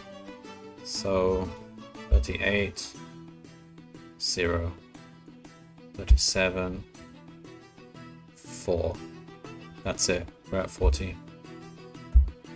We can only take 40 out. Well, that was fun, wasn't it? Man, if only I found a casino like that in real life. How much gold did I start with? Yeah. Yeah, that's 40. No, I tracked it separately, so I made sure I didn't go over. Yeah. Okay, so I started with all my money in my belt pouch, but all my winnings I was putting down here in the notes. Down here. And then as soon as all my starting money ran out, then for convenience I moved what I had in the notes up to the pouch. So at that point, whatever was in the pouch was winnings only. So that's correct, I think. So can we go out and come back in and do it again? Nah, we've got oh, look at this at the bottom. In the game of Cartwheel, the number 0 is adjacent to the number 9. Well, that makes sense because it's on a wheel. I didn't think of that. I'm surprised they didn't give you the option to use your telekinesis to rig the game. Otherwise, we still haven't found something which you use telekinesis for. Alright. Alright, we've got money now. You are standing opposite a large building with a sign on the wall. Ragaddorn Stables and Coach Station.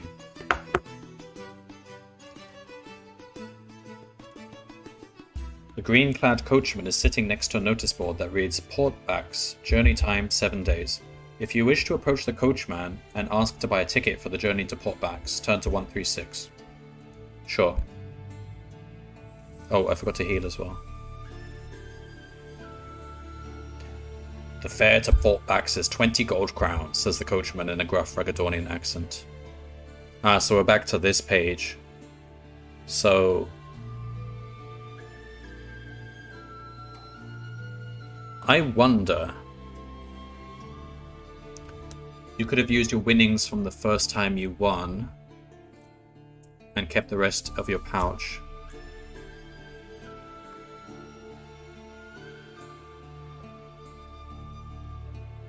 Damn it, you're right. The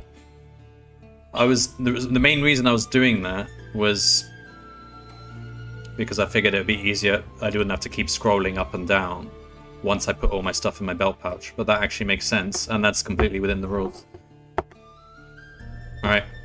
I wasn't smart with the gambling.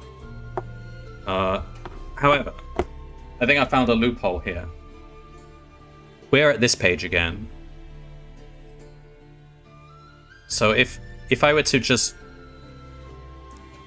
I think it's within the rules that you can just chuck your items on the floor, right?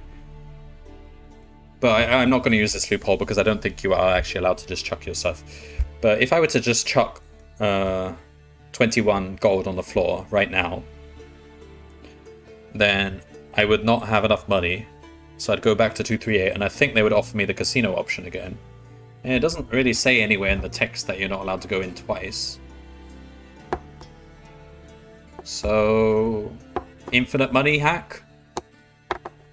As far as I can tell, that's within the rules. I'm not going to do it, though. Because I think it's clear enough that the casino only meant you to go once. Also, I don't think... It's not actually strictly in the rules that you're allowed to just chuck money on the floor. So, okay, anyway. If you have 20 gold crowns and wish to push this ticket, turn to 10. You could assume someone would grab it. Well, you can't, because we can't control what other people do, so, I mean, we can't really assume that. We could give it to the coachman. He's not going to say no. And then we wouldn't be able to afford it. I think it's debatable whether it's infinite money hacks, because I think, you know, I mean, if we're going strictly by the rules, it said you can pick up items you find, but it didn't say you're allowed to discard gold. It did say you're allowed to discard backpack items. You could just read this different. Do you wish to purchase a ticket?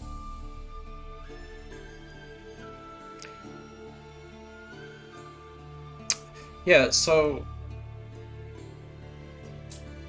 that's a fair point. It does actually say if we don't wish to purchase a ticket, the problem is the second option actually does say if you do not have enough money. So I'd argue that the options there are giving there don't cover all options. In which case, I'm not clear how. I don't know how to resolve that if we're being strict, but it's pretty clear I'm not going to go down the infinite money hack thing anyway. But that's quite funny. If someone were to do like a, I don't know, a speed run of this, if ever a thing could be done, maybe they'd want to farm infinite money here and then use it to buy the whole kingdom or something. I don't know. But they did make this into a game on the DS and the ZX Spectrum and various consoles, and it's supposed to follow the same stuff, the same mechanics. So I wonder if you do that, I wonder if you could actually find a way to do it. I am pretty annoyed though that I could have got 13 more gold, because you're right, I could have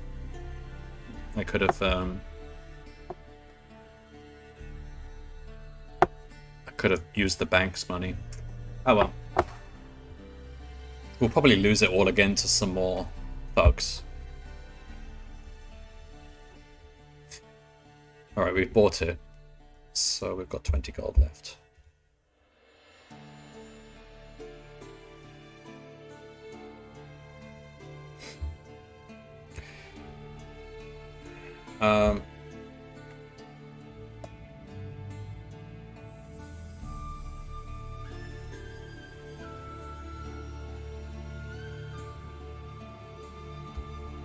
You know, now that I think about it, I don't think it might not be. I think what you said is not actually quite how it would work.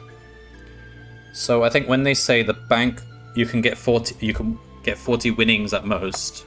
I think what it's saying is the most they'll ever hand to you as winnings will be 40. If that's the case, it doesn't actually matter whether you use your own gold or your winnings gold. Because they didn't actually say the money goes into a separate bank or something. That's just, I was doing that for convenience. So yeah, now that I think about it, I don't think what you said was right. I think what they mean is the most they'll ever hand to you as winnings, regardless of what you do, where you put the gold, what gold you use, because at the end of the day, it's just gold when it comes back to you. The most they'll ever hand to you is 40. So in that case, I don't. Now that I think about it, I don't think what you said is right. I don't think I could have kept the 13. No, sorry, I've completely confused myself. Forget everything I said. Everything I've said just now is the argument for why it would work. You're right, sorry, you would get the 13. You would be using the money you have, and it's just money, so it wouldn't make a difference where it came from, and then you would get 40, and you still got the 13, yeah. Forget I said any of that. Alright. We've got 20, we've got a ticket.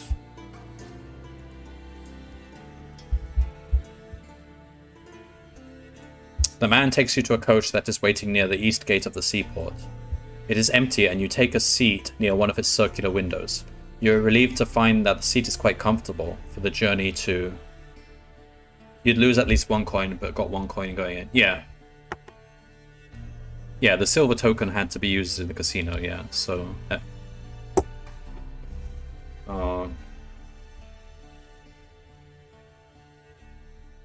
See, now that I think about it, maybe I should have actually... It doesn't matter, I chose to leave early. Alright.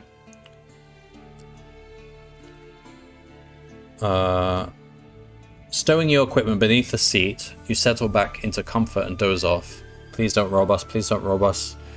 When you awake, there are 5 other passengers and the journey to Deronor has already begun. Pick a random number from the random number table. Okay.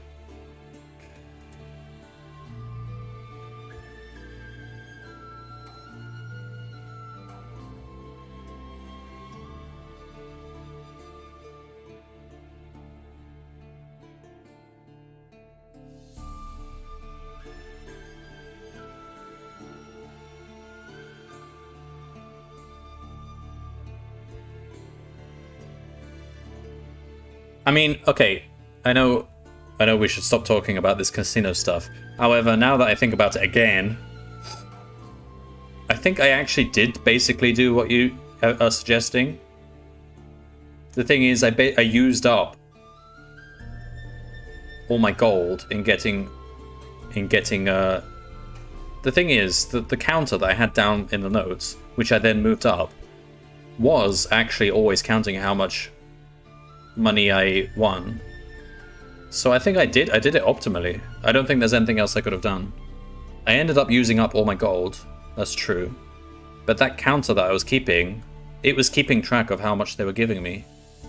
So I've actually already done that. I just happened to use that much gold in re-rolling.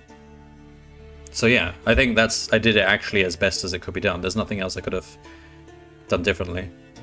No, don't think of it again. I don't want to suddenly realize something different. No, now that I really am sure at this point I did it optimally. Because that when I moved that up there, it was always a counter for how much winnings I'm getting. And at no point did I mix the two together. You could have ticked down the game note counter. No, because that wouldn't have been correct. Because then it would have been defying the rule, which was that they will give you 40 winnings maximum. I don't think they have a pool that they're holding on to.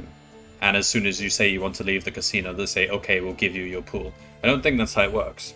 I think they're literally just giving you the gold. And it goes back into your pouch. But as soon as they've handed 40 to you, across all your winnings, then they ask you to leave. Then you couldn't have used the counter at all.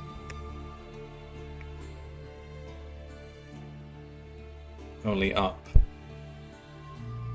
Hello, me48. I'm not sure what you mean. The counter is just something. I think it's the casinos keeping track of how much they're giving to you out of their bank. And the moment you hit 40, they say, okay, sir, you're too good at this. We want to ask you to leave. That's basically what's going on here. So the counter's correct, surely. But it's a counter that the casino are keeping, in theory. I'm just going to turn the AC up.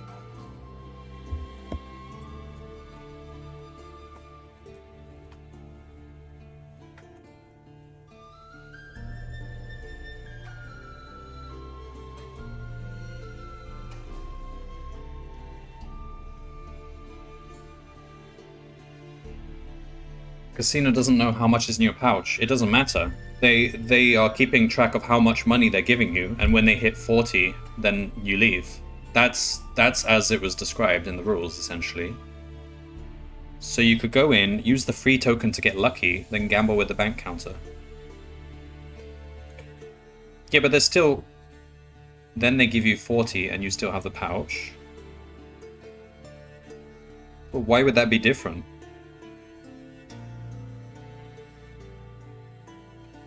Ultimately, the number of coins that that the bank has handed over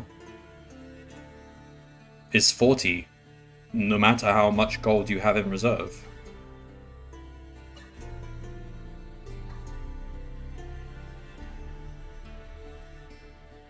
Yeah, but that wouldn't.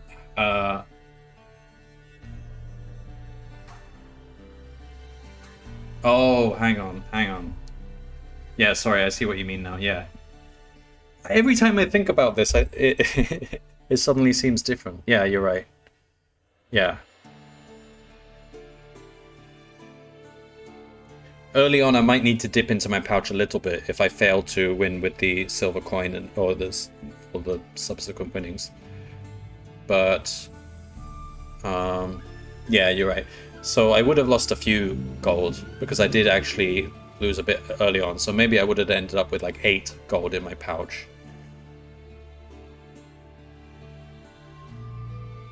But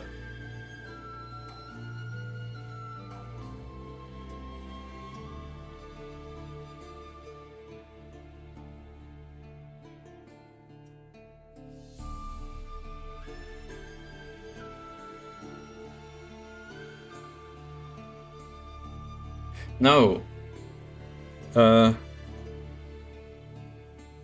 Yeah. Oh, it doesn't matter.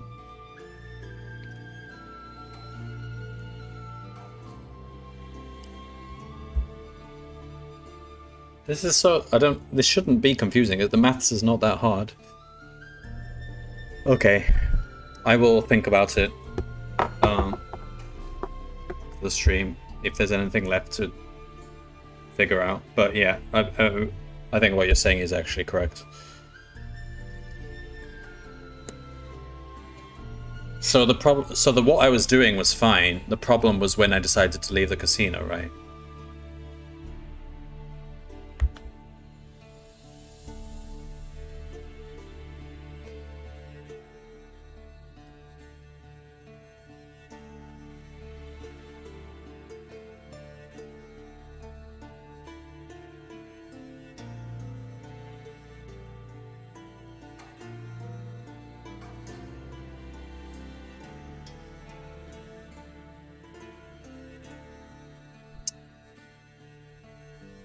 Whether you're even allowed to use the...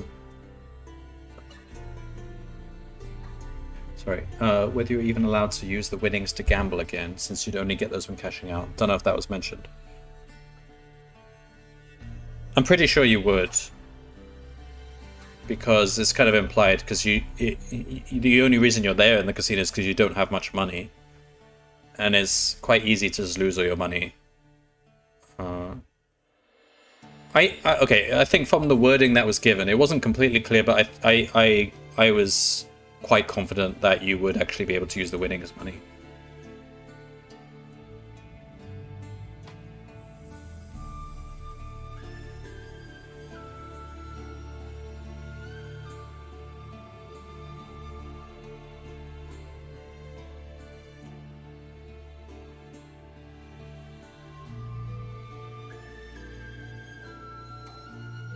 Alright, you know what? I think I probably violated the rules then, because I was using the winnings money. I was actually... my 40 counter was going down again, wasn't it? So they were actually giving me more than 40. Alright, this can be resolved though. After the stream, I'll watch back the video. And I will calculate exactly, I'll keep counters for everything. I'll calculate exactly the right point at which they've given 40. So what I should have right now is something between 30 and 40 probably, before I buy the ticket. But I will be correct. After the stream, I'm going to watch that back and take full notes. So right now I have something slightly less than 20, sure. Because they were actually, the total number they gave me was definitely more than 40. Yeah. So I kind of cheated. I ended up with more money. Alright. Enough casino. I will write an entire thesis on this and share it with you next stream. If I'm still alive. Your total winnings weren't, though.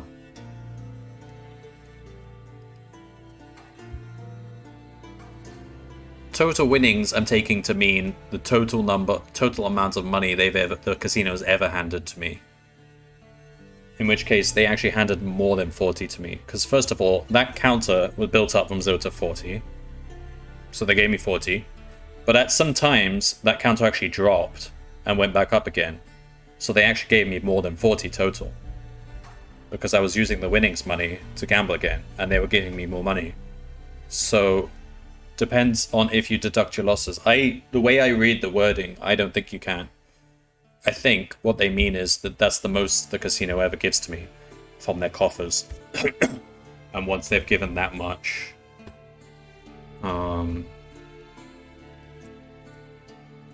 But I can see how it could be interpreted differently, though.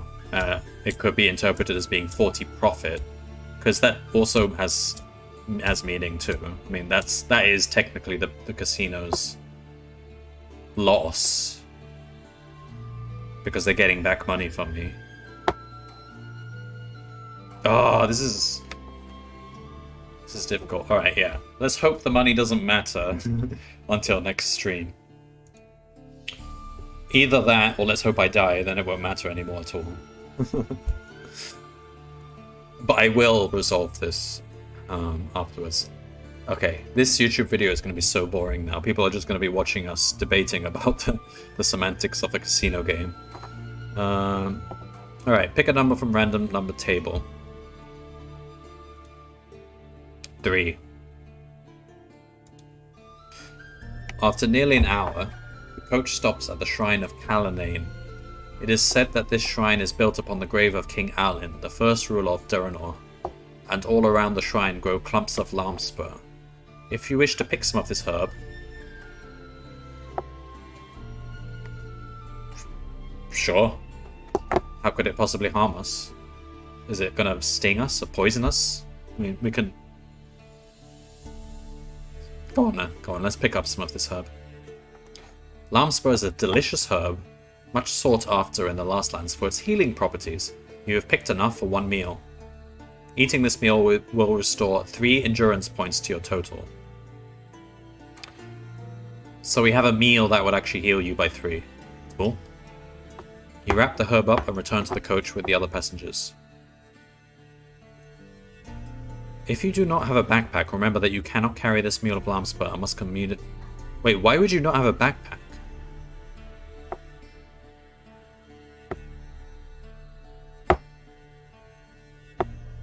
I didn't lose my backpack to the fisherman, did I? Hang on, I need to go back and read the fisherman text. What if I lost my backpack? Yeah, now I'm not so sure. That's gonna be really weird if I don't have a backpack though. Alright, let's go read the text of the fisherman thing. This is in a browser, so I can go back all the way.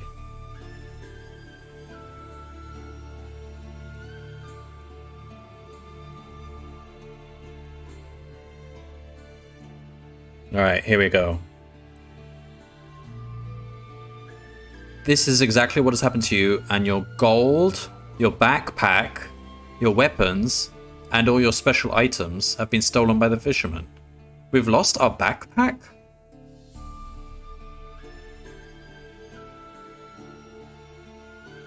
Alright, we don't have a backpack.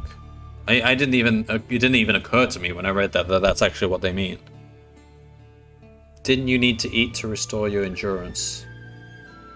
I healed using my healing spell, my healing ability, which is 1 HP per non-combat page, which is kind of OP actually. I mean, I'm glad I have it.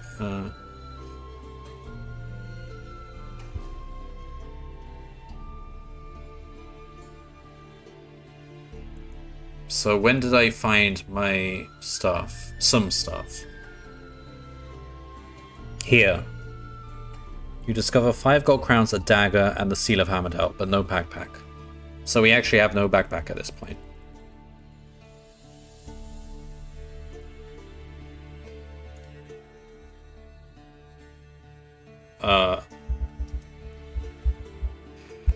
Alright, I don't think we're ever going to find this fisherman, so let's take that out now. No backpack. That means we can't even keep these herbs. So we just eat it now. Because you can't... You're not allowed to have meals without a backpack. Oh god. Can we not just buy a backpack? Probably, maybe we had the option to. If we had gone to the shops, because we could explore the street. During the course of the afternoon's journey, you chat with your fellow travelers and learn about their backgrounds. Sitting opposite are 2 brothers named Ganon and Doria. They are knights in the Order of the White Mountain. Let's change the music. Warrior lords of Duranor who have pledged allegiance to protect the country from raids by the bandits of the Wildlands. They own a castle and land near Port Bax. Next to them sits Halvork, the merchant. His nose is swollen and his face is badly bruised thanks to Lackland, the overlord of Ragadon. A little misunderstanding about port taxes lost him his cargo and most of his gold. Seated by the far door is a priest called Parshan. Like you, he is a Somlending who has journeyed across the wildlands by coach on his way to Port Bax. Beside you sits a young woman called Viveka. She is a mercenary adventuress who earns her gold by fighting for it and sells her services to the highest bidder. She is returning to Port Bax having collected payment for a successful adventure in Regadorn. They've given us a lot of detail for these people. I wonder if they're going to become party members? I don't even know if that's a... I don't think so, because it's lone wolf. You're supposed to go alone. But maybe. Anything can happen. Not wishing to reveal your true identity, you have pretended to be a simple peasant. The travelers seem unaware of the war that now rages in Summerland.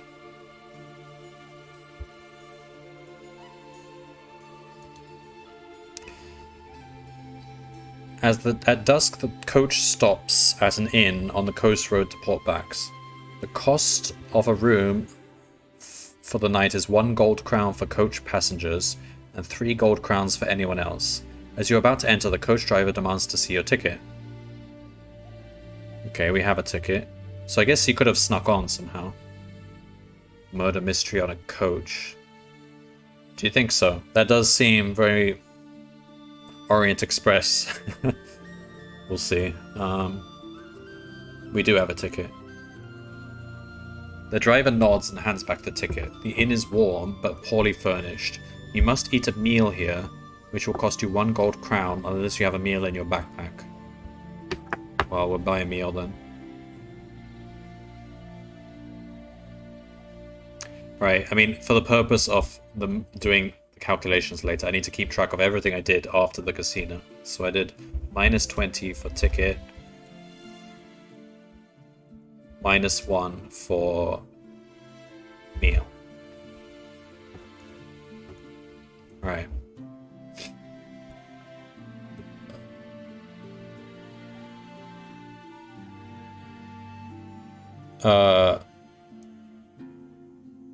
If we had the hunting ability, which we don't have, we wouldn't be able to use it here because it's barren wasteland. Fair enough.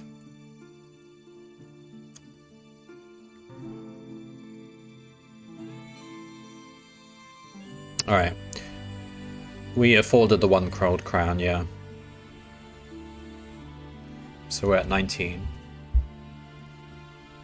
You sleep deeply without being disturbed before rising at dawn, gathering your equipment and joining the others as they board the coach. For 2 days and nights, the coach follows the trade route across the flat, treeless wildlands. It stops only to allow the driver to sleep. Okay, but on the morning of the 9th day of your quest, there is an unfortunate accident. It's Orient Express. Random number. 7. One of the wheels jams in a deep rut. Hang on.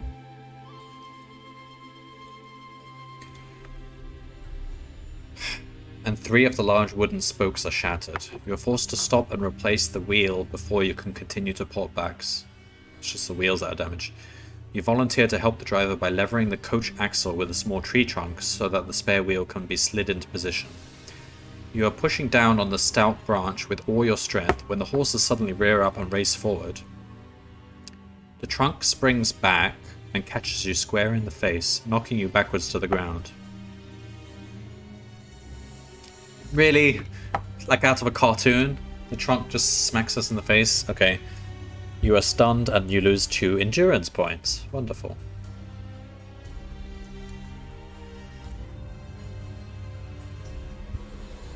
The driver is not so lucky. The coach has run over him.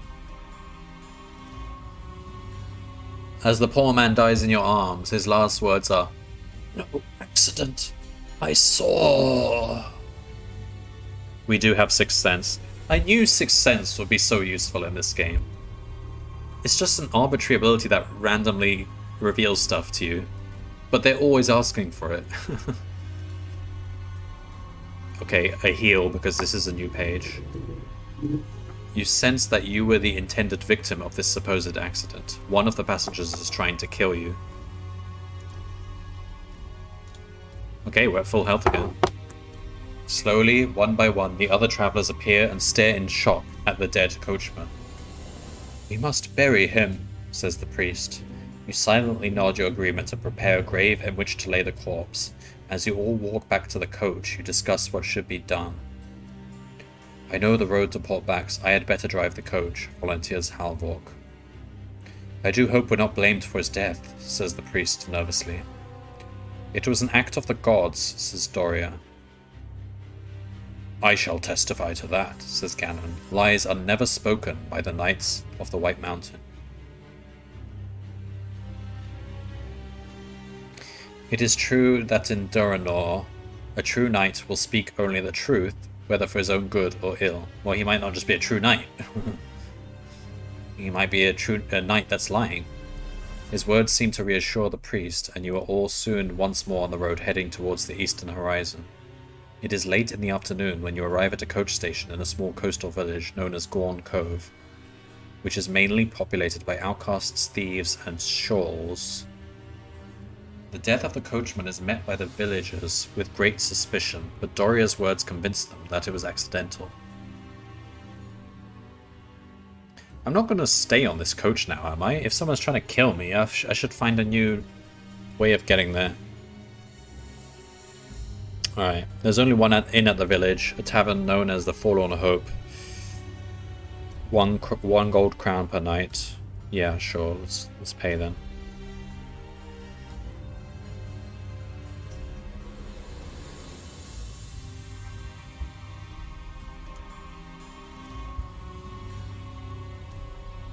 Hang on, let me go back a bit.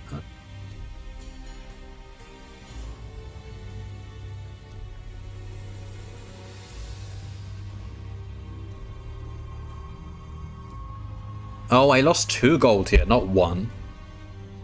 Because it's 1 for the meal and 1 for the...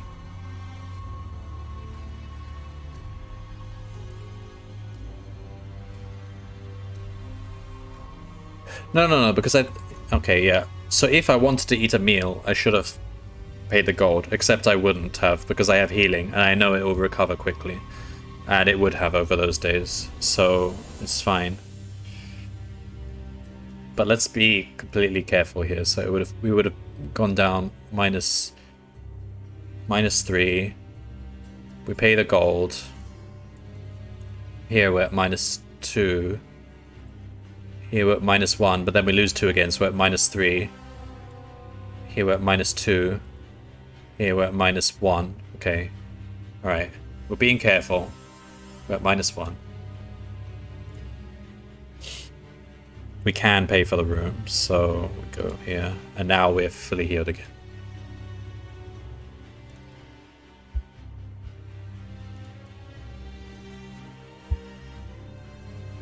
Alright.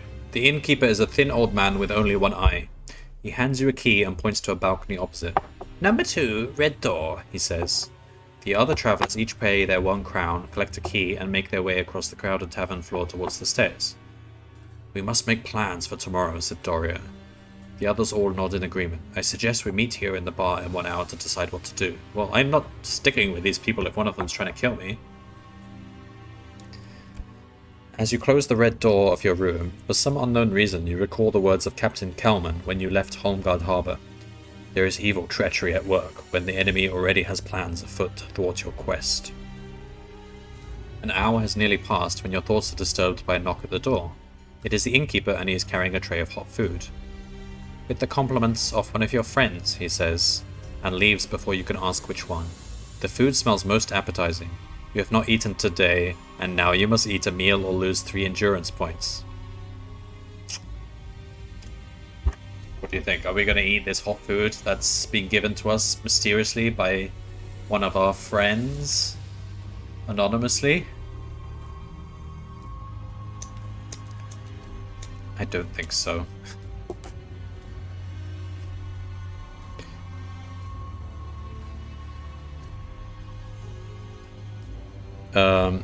So no, I don't want to eat this food. So I lose 3 endurance points for not eating at all.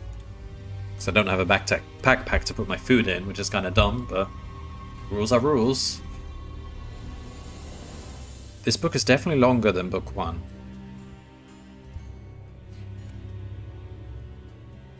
Alright. Although the delicious smell of the food is making your... Hang on, so we do now heal 1. You suspect that something is very wrong. You set the tray down by the door. Your hunger has made you tired. And you decide to take a short nap before meeting the others in the bar. When you awake, you see the bodies of 2 dead rats lying beside the food tray. They had been poisoned. The shock soon turns to anger when you realize that the poison was in the food intended for you. I mean, I shouldn't have been shocked or angry. I refused to eat the food because I knew. You grab your equipment and leave the room, intent on discovering your would-be assassin.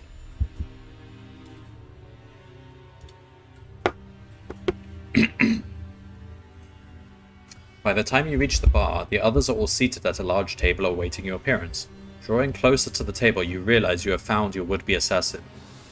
You will have to attack without giving any warning to your enemy, so study your fellow travelers carefully, and then make your decision. Are we supposed to use the picture here?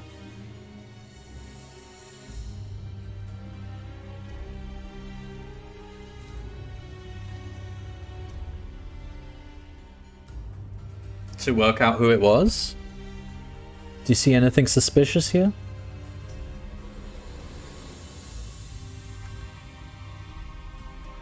We have to choose someone as well. We're not allowed to not attack someone. What the heck?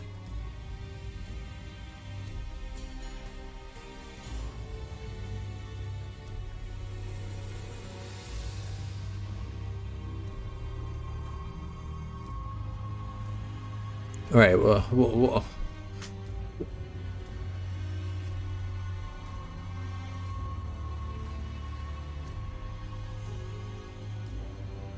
something about the passenger descriptions. If you wish to attack the Knight of the White Mountain... Okay, so it's White Mountain Doria, Merchant Halvork, Adventuress Viveka, Priest Parshian, and Knight of the White Mountain Ganon. I mean, it makes sense that because I was talking to them and learning about them, that I would remember all this information about them. So I think it makes sense that I'm allowed to flip back and look at that information again. Because my character would remember this stuff.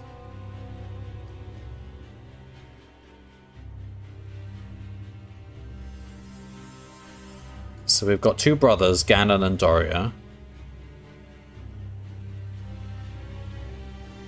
They've pledged allegiance to protect the country from raids by the bandits of the Wildlands. They own a castle and land near Portbacks. Next to them sits Halvork the Merchant. His nose is swollen and his face is badly bruised, thanks to Lackland, the overlord of Ragadorn.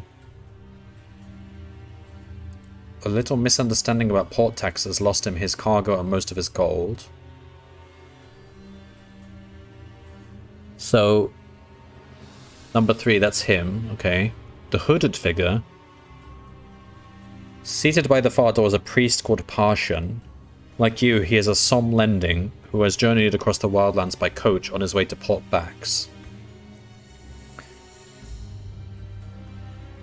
Beside you sits a young woman called Viveka. She is a mercenary and adventuress who earns her gold by fighting for it, and sells her services to the highest bidder. She is returning to Portbacks, having collected payment for a successful adventure in Ragadorn.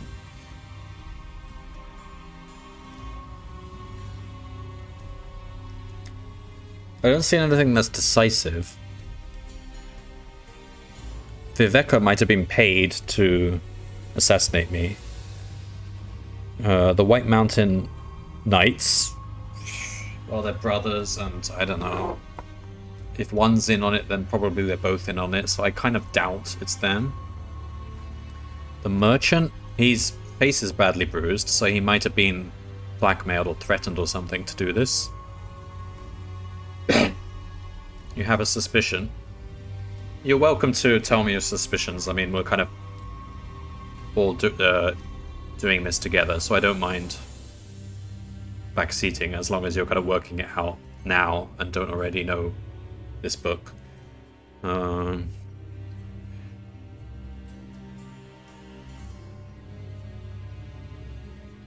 so the priest is kind of, I don't know, I'm always suspicious of priests.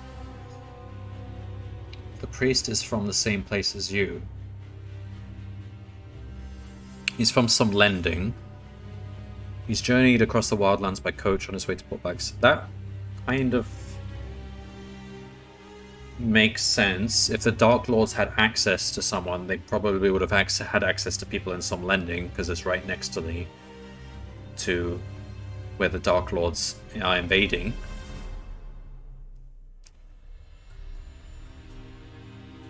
So yeah, I agree with that. I still don't think we have anything decisive, though. Could be a red herring. Priest is most likely to carry poisonous herbs.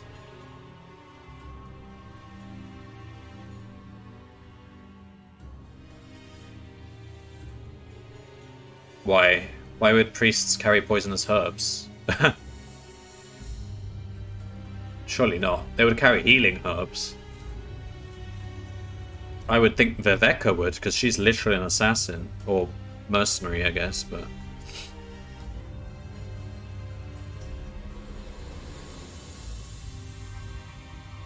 He might know herbs well.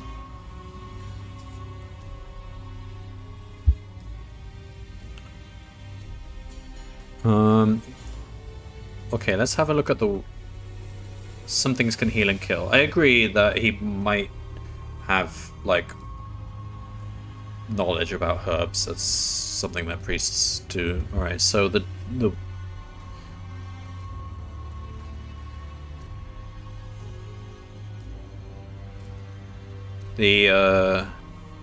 wheel.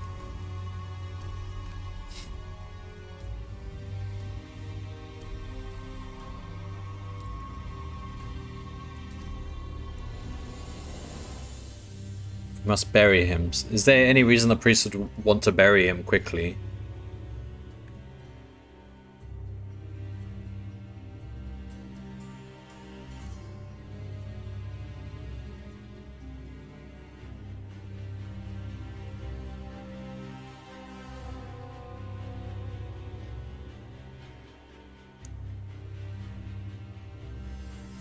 I still don't see anything decisive, but if I were to go for anyone, it would be the priest.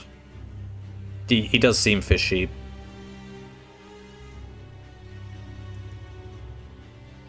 But the woman is also kind of... It seems like she fits the profile a bit. What was the food?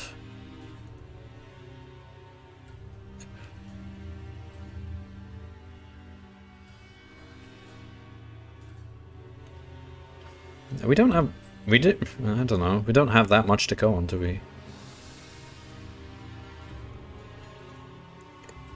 How were the horses spooked? Good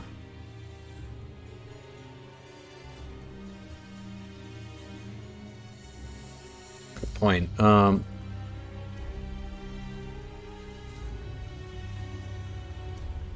horses suddenly rear up and race forward. So...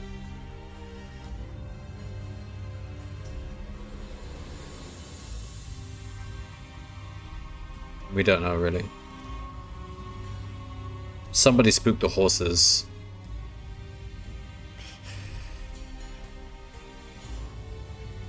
We don't know who came out of the coach first, also.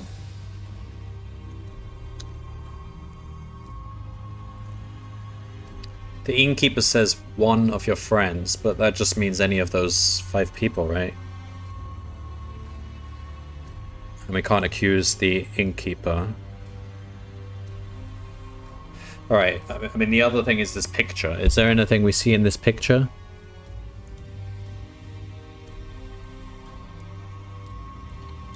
So...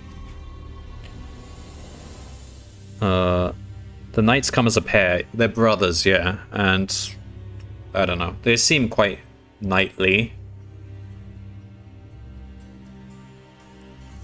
Now, we have to remember that whoever tried to kill us is probably surprised that we're still alive.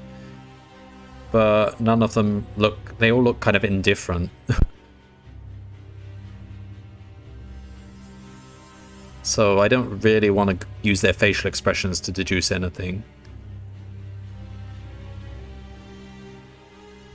Is there anything they're hiding? Like...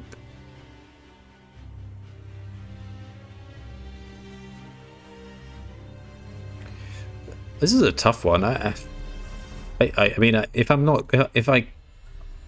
ultimately, if I can't think of anything else, I would go for the priest, but...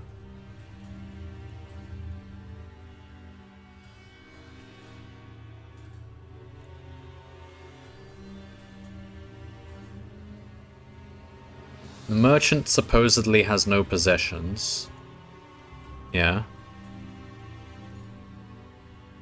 But I mean, he had enough money to buy the ticket for the coach, so he probably has some money. Mercenary doesn't strike me as a character to use poison. Maybe she prefers fighting. But...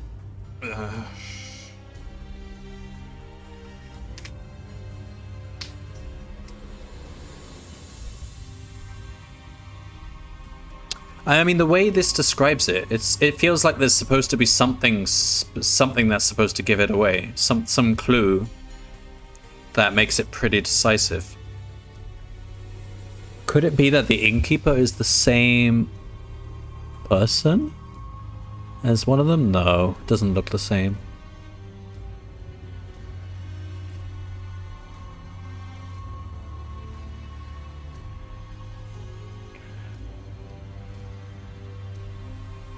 But the innkeeper is probably in on this because he left before we could ask who gave us the food.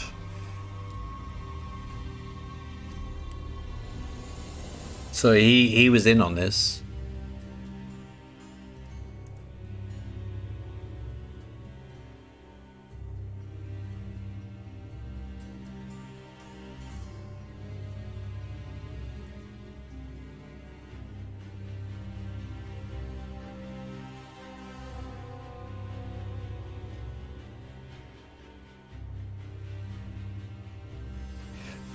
The other thing is, what were the words I recalled? Which words? The other thing is Halvork is the one who actually drove the coach to this inn. So if they were planning this...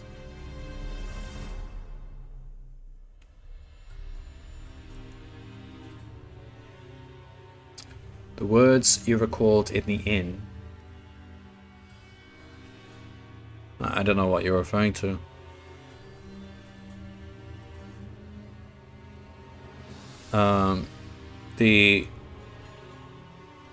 Oh, sorry, you're talking about this text here.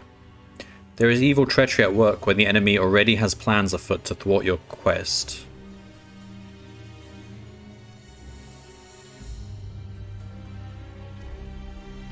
So if they planned this... Like, was this inn definitely where we were headed?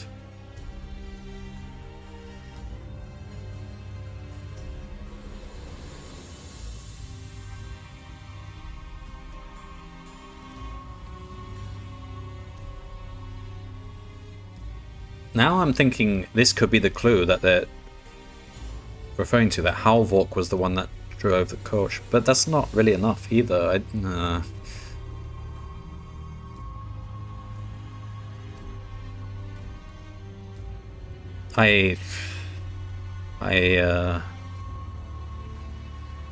don't know. All this time we're just standing there staring at them.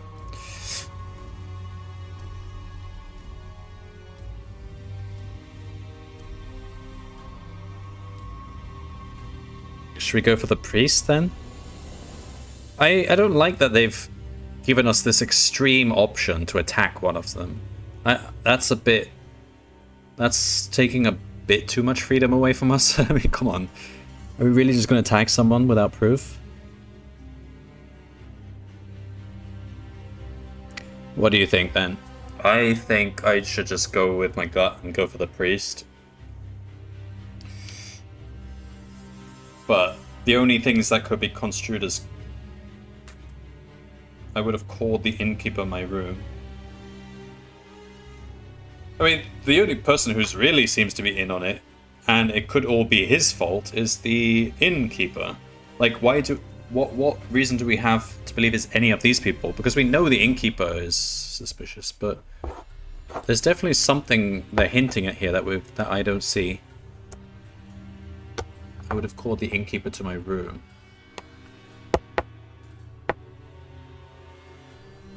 Drawing closer to the table. I think they're talking about something in this picture.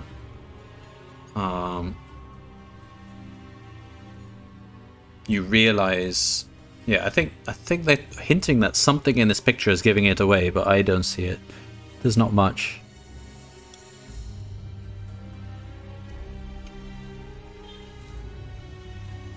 And they're all grumpy looking.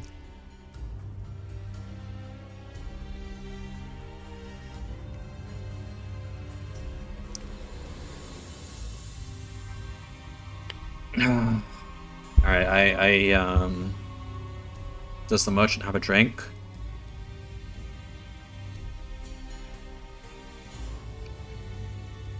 Well, there's 2 drinks here. One of them might be the brothers. It looks like he doesn't have a drink. Would that matter?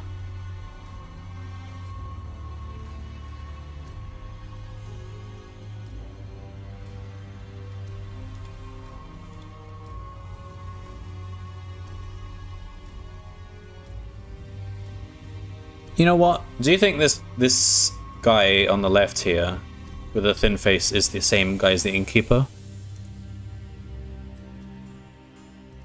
No. I don't know.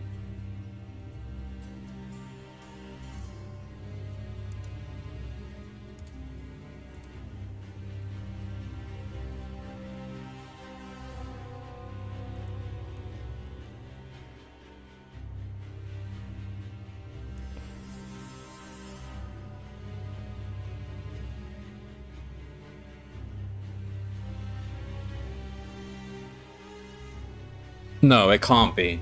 Because the other travelers each pay their crown, collect a key, so he's a separate person.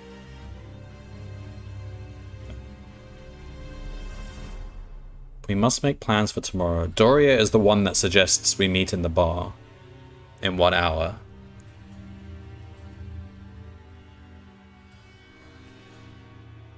Yeah, no, it says that they collected their keys, so he can't be... Alright, Doria suggested that we meet. Is that in itself suspicious? I don't think so.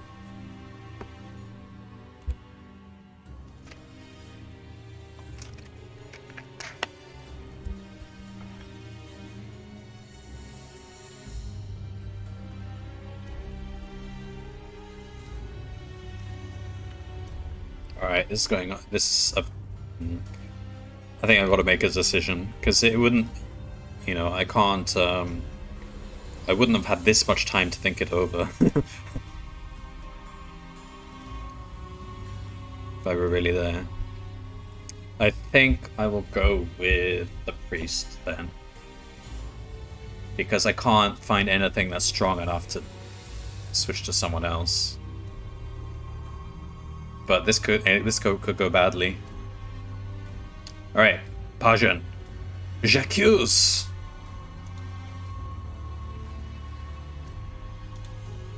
The priest does not seem to be surprised by your attack. Also, I shouldn't have added health there because we're actually technically in combat. It's 125, not 26. And he draws a black sword from beneath his robes. Interesting. So I guess it's him then? He seems... I don't know what actually are the clues that would lead us to him. Unless it's actually all of them. They're all enemy. Alright. Combat with a humanoid. So we use the humanoid combat Witcher music.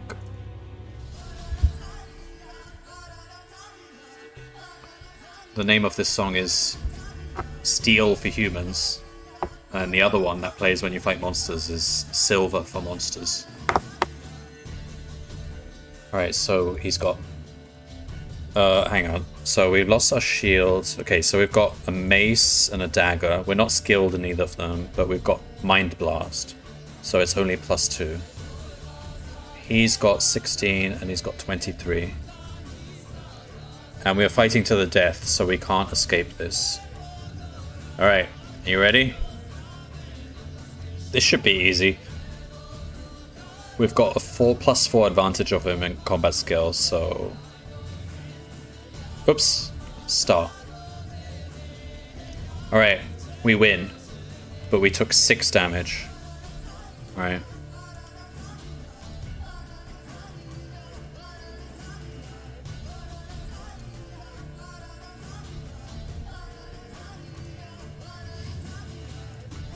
Searching the body, you discover all you need to prove that he was the assassin. Inside his pockets, you find a half-empty vial of Gnadern sap, the deadly poison that was used to taint your food. Then there is a scroll written in Jiak, giving details of your expected arrival in Port Bax. He must have located you at Ragaddorn and hatched his murder plans there. You notice that the weapon he carries is a Dark Lord's blade, fashioned of black steel and forged in the furnaces of Helgadad, the infernal city of the Dark Lords beyond the Derncrag range. Only there in all of vast Magnamont can black steel be made. But the final proof of his true identity is the serpent tattoo on his left wrist. The harbour thugs who attempted to kill you before you even left Holmgard bore exactly the same mark. Left wrist, serpent tattoo. Wait, was that in the picture? It is! Except that's such a small detail that I didn't remember. But it was actually pointed out that the thugs did have the serpent tattoo. So that was just me not being enough of a detective, clearly. It is in the picture. The serpent tattoo. Man, that's clever. That's good. Yeah. I mean, I completely forgot.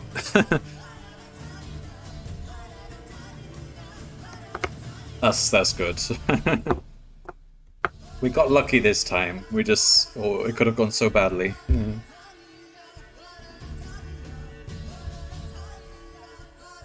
His purse contains 23 gold crowns. Are we not going to take his Dark Lord blade? Doesn't really say. I kind of want it, but not sure. Alright. So we got plus 23 priest. So at... yeah, okay, 38, 41. We still don't have a backpack, this is annoying. You totally should. Could legit use that to infiltrate their organization. Well, I need to get a serpent tattoo.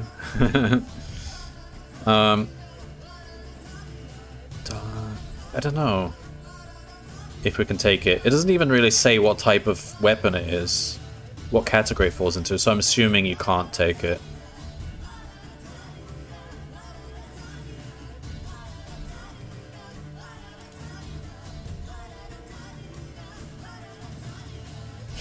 Alright. The other travelers stare with horror and disbelief at what you have done. Before you can explain yourself, there is a loud crash as the front door is thrown open. In rush 6 armored soldiers led by the innkeeper. Damn it, the innkeeper is in on this as well, surely. They are the town guard, and the one-eyed innkeeper is screaming at them to arrest you. Arrest him! If you wish to fight them, I don't think so. If you wish to escape by the rear door, turn to 88. Yes, I think I will like to escape.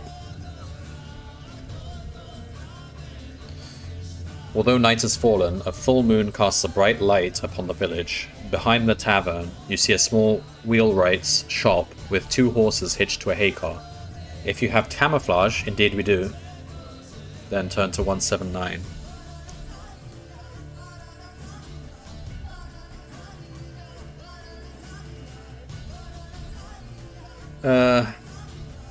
But the priest pulled out a black sword, a dark blade sword, and they did say something. Well, they're probably not smart enough to know what the black sword means, but he did have a sword though. But I guess it's not unreasonable for a priest to have protection. You know, you never know when the devil might strike. Using your Kai discipline of camouflage, you can hide undetected in the hay cart until it is safe to come out. This is true Assassin's Creed style, hiding in the hay cart. Sure, let's hide in the hay, Wayne.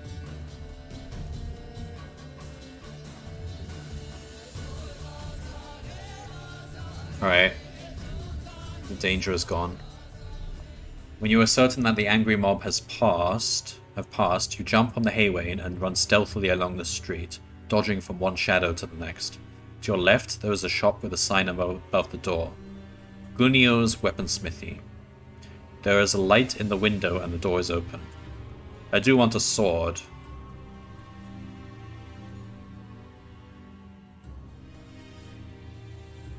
Because we're fighting with an unskilled weapon.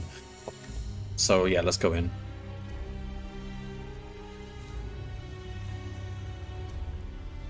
A large man dressed in a leather apron is busy sharpening a fine broadsword. He is seated at a grindstone that sends a shower of sparks high into the air every time he touches the blade to it. He bids you good evening and offers you the broadsword. We're not skilled in broadsword, so there's no point. If you leave by the rear door, turn to 3. Sure.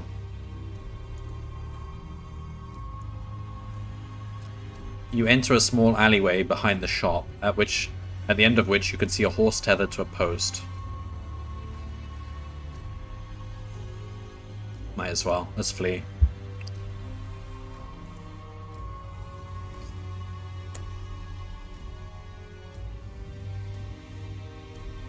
Alright, yeah, this book is way longer, isn't it? I don't know if the book was physically bigger, or whether I just picked a short path in the first book. I think it is a physically bigger book. Right, you spur the horse along the twisting village street, across a wooden bridge, and up a steep path towards the crest of the cove. In the light of the moon, you catch a glimpse of a signpost pointing eastwards. Portbacks, 50 miles. Okay. You ride all night without sleep. As the dawn breaks, you are greeted by a startling change of landscape. The barren wildlands have given way to moors and waterlogged fens, and a dark shadow runs the length of the eastern horizon for as far as the eye can see. This is the Duranor Forest, the natural frontier of the Mountain Kingdom where it borders the untamed wildlands. It is indeed a welcome sight. You are no more than a day's ride from Portbacks, but you are tired after your night's ride and you must eat a meal or lose 3 endurance points.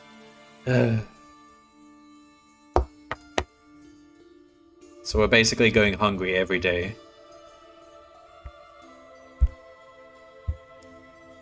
After an hour's ride, you come to a fork in the road. There is no signpost. Do we go left or right?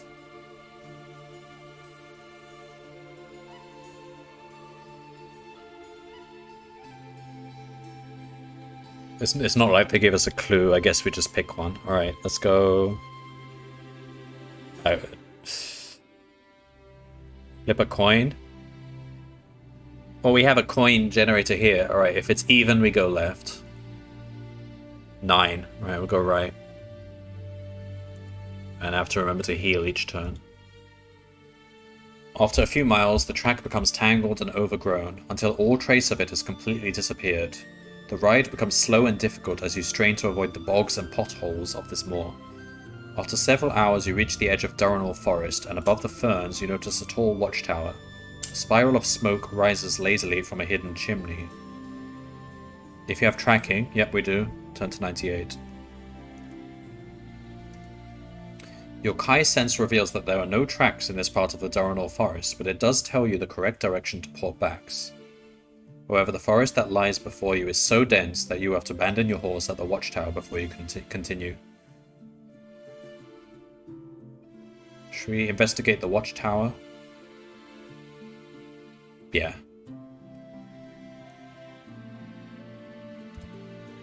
The area around the watchtower door has been cleared of foliage, and the ground is well trodden.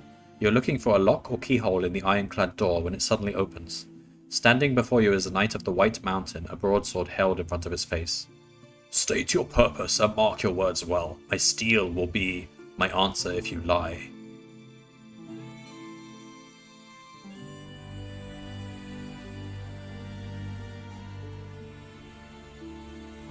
I mean, at this point, I don't mind telling him the truth because, like, it would be really crazy if the enemy managed to, you know, plant this knight here, and I happen to come across him. I'll confide with him. Confide in him. Maybe we can get some help here. The knight sheathes his broadsword and ushers you inside the tower. You follow him to a large room at the top of a flight of stone steps where log fire blazes warmly. If you are who you claim to be, you must be in possession of the Seal of Hamidol. Show it to me, he orders. Right, we're trusting him. I don't think he could be an enemy in disguise, so show him the seal.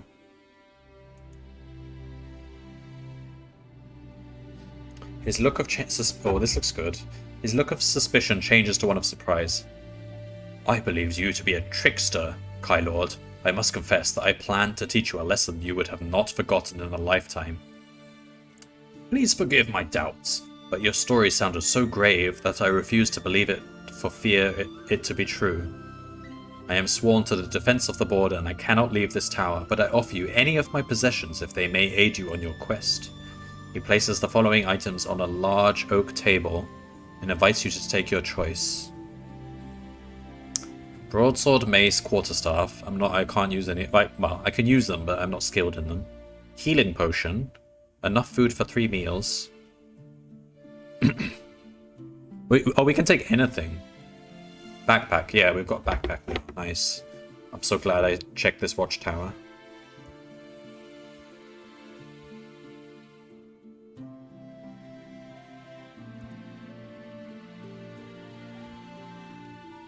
Alright, so we'll take the backpack, we'll take the 12 gold crowns.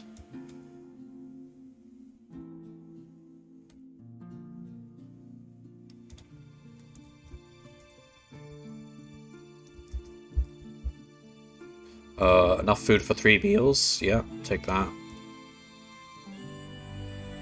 Healing potion, yep. That goes in the backpack.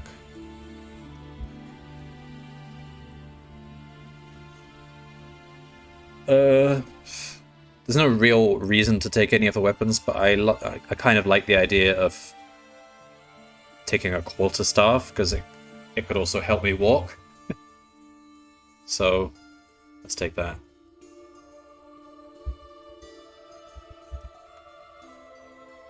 You sure you can take all things? Yeah, he says, I offer you any of my possessions. But, I mean, I can't... You can only carry 2 weapons, so I can't take the weapons. Unless I want to swap them with what I have. It's a pretty good bonus. I need a sword, though. My skill is in sword, so that's really what I want. Broadsword is a different weapon altogether. I'll take the quarterstaff and keep the dagger. They sound like weapons that could have other uses other than fighting. Random watchtower knight for the win, exactly. Sometimes you have to trust people. I've learned 2 lessons in this game. Don't trust anyone, and sometimes you have to trust people.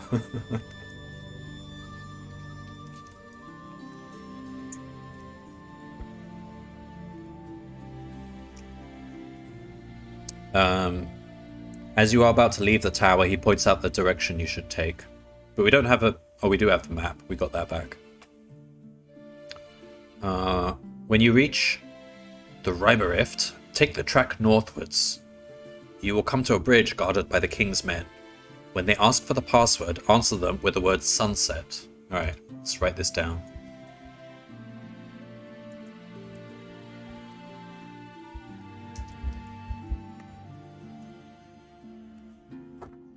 The road beyond the Rhymer leads to Portbacks. Godspeed, lone wolf. You thank the brave warrior and leave. You must abandon your horse at the watchtower, for it would be impossible to pass through the dense trees on horseback.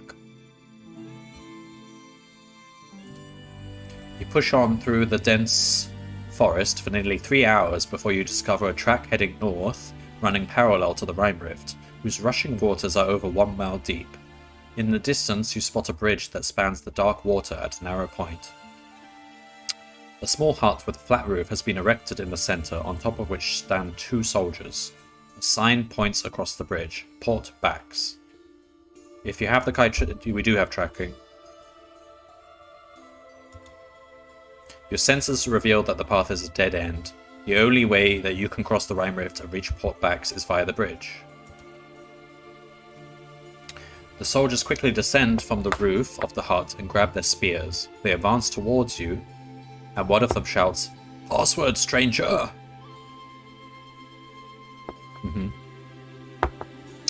So, if you know the correct password for this bridge, yes we do. And the subtext says, you can't just use the password you remember from playing this game before. That's fair. We're not playing like Deus Ex or something where we can just remember all the passwords.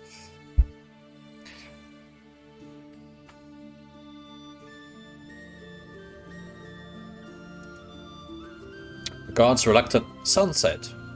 reluctantly lower their weapons and allow you to cross the bridge. As you slip past, they stare at you and whisper to each other. Once you are safely across the Rhymer, you quickly hurry on your way in case they change their minds and arrest you. After nearly an hour of walking along the forest road, you arrive at a junction where a signpost points to the east. Portbacks, 3 miles. You smile and set off eastwards. You should be there in just under an hour. I'm really getting into this game. I just want to keep going for hours and hours. Like, at dusk on the 10th day of your quest, you experience your first sight of the magnificent city of Portbacks. Like a diamond set in the green velvet shore, the towers of the city glimmer in the pale light of a waxing moon. To the north is the harbour and the formidable war fleet of the Duranese navy. To the east, beyond the moss-covered city wall, stretches the forest of Duranor, and there, on the crest of a hill, stands a castle tall and proud, the crowning glory of this beautiful port. You enter Portbacks through an unguarded gate in the green city wall and make your way through the darkening streets towards the harbour. As you turn into a tree-lined avenue, you notice the wide stone steps of a domed building to your right. You stop to read the brass plaque. City Hall. Despite the late hour, the main doors are open. Let me just skim through this stuff again. So we've said, okay. To the north is the harbour. To the east, we've got a city wall and the forest behind it. And there's a castle. Okay.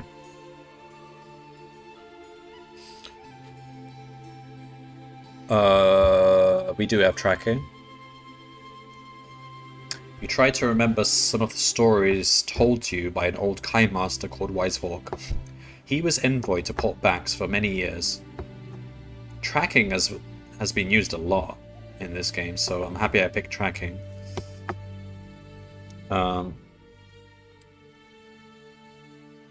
There's 3 skills which never came up yet.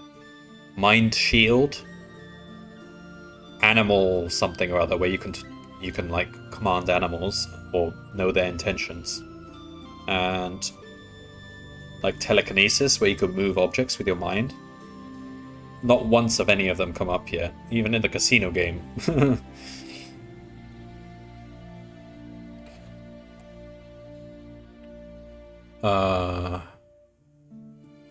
You recall him saying that the consulate overlooked Allen Square in the naval quadrant of the city. There is a sign to your left pointing along the avenue, naval quadrant, half a mile. Certain this is the right direction, you walk confidently along the tree-lined avenue. At the end of the avenue, the cobbled street turns abruptly to the right. Opposite this point is a tall, white stone building with a plaque above the door. Harbour Authority. You can see that the cobbled street ends at a high stone wall. There is a large red gate in this wall, and it is guarded by 2 soldiers. Beyond the gate, you can make out masts of ships moored in the harbour.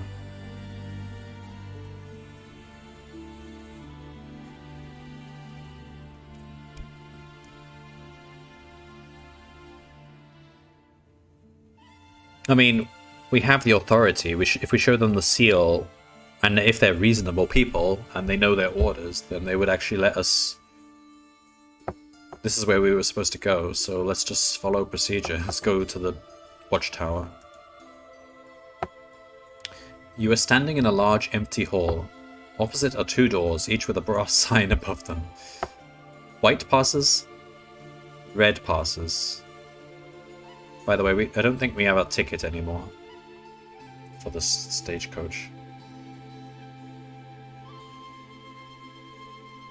Should we just keep it just for the fun of it? We were never asked to give it to anyone, so we'll hold on to it.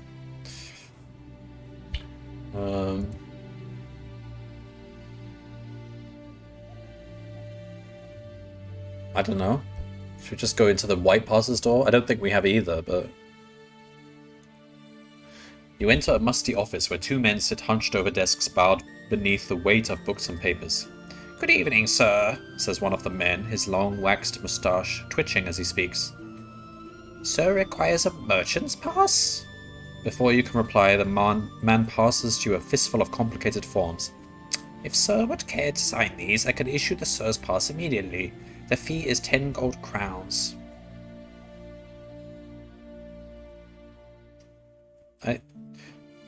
Let's have a look at what red pass is.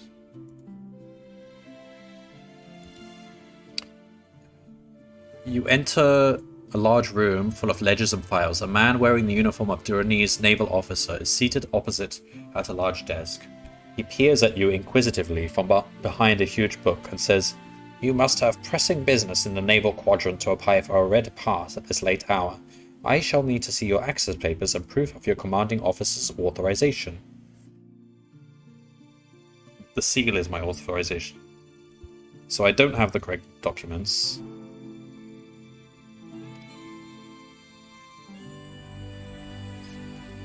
It looks like we don't even have a choice. It's commanding us to show him the seal. And then the next one says, if you don't have either of those, leave. So we'll do that. But I would have done that anyway. The man stares at the seal. I guess the author really wanted us to end up at this result here. The man stares at the seal with a look of shocked dismay.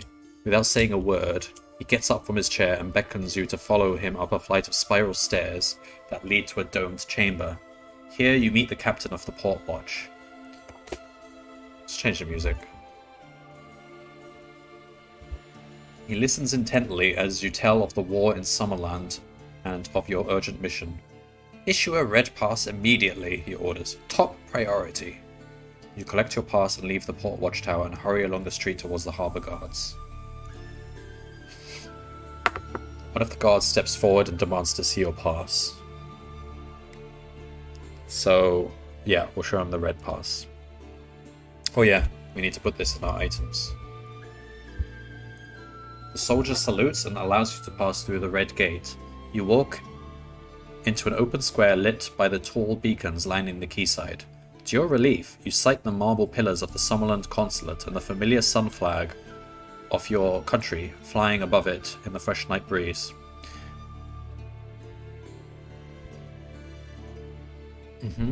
Alright. Dropping a few frames. I don't think I've disconnected though. Alright. As you climb the stone steps, you are recognized by the Somlending guards on duty at the main door. They disappear inside and quickly return in the company of a tall, grey-haired official. His anguished expression suddenly changes to a smile of joy as he beholds your ragged Kai cloak and tunic. "Hope beyond hope, thank the gods that you live, Kai Lord. The scant news that has reached us from the west has caused us great alarm. You are ushered inside and taken immediately to the envoy of Summerland, Lord Lieutenant Rygar. Okay, lots of reading here. Your first meeting with the Lord Lieutenant comes as something of a shock. You had perhaps half expected him to be a servile old man, as are the envoys of the southern lands that plague your king's court with their delegations. The man clad in heavy chainmail standing before you is neither old nor servile. You are soon to learn that Lord Lieutenant Rygar is an exceptional man.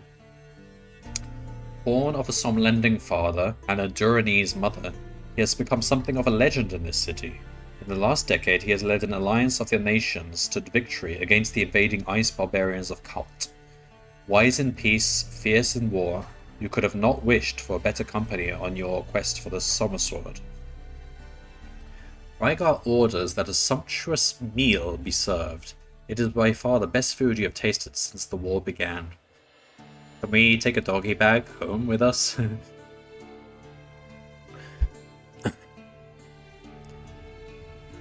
No, probably not. Alright, during the feast you recall the events that have brought you to Portbacks and reflect on the daunting challenge that still lies before you. After the meal, Rygar sends for his physician who attends to your wounds. His potions restore 6 endurance points. Unfortunately, we don't get to keep the potions, so whatever. Nothing happens. Then he advises you to sleep, for you are to leave with the Lord Lieutenant for Hammerdale in the morning. If you do not have a backpack, you get one from him. Okay. I like these footnotes. So I assume these footnotes were not in the original edition of the book, but they were added in later editions, or added into the errata. So, yeah, you get a backpack from him. Early next day, you are taken to an enclosed garden at the rear of the consulate, where Rygar and 3 of his best soldiers await you on horseback. And my throat is getting sore. This is the most I've spoken in such a long time.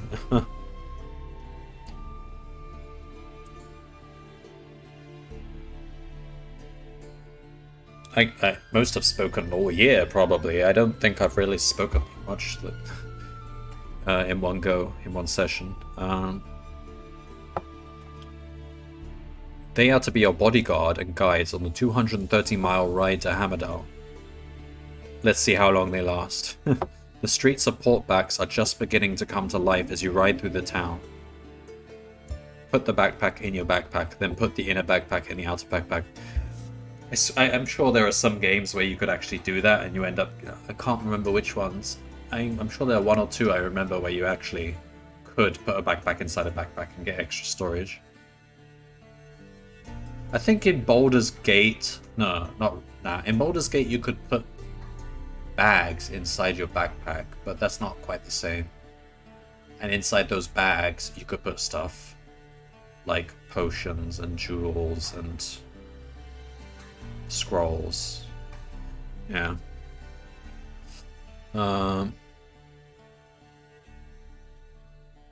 Passing under the moss-covered city gate, you now feel confident that your mission will succeed. Pick a random number. Is this gonna screw us suddenly? 5. 5 to 9.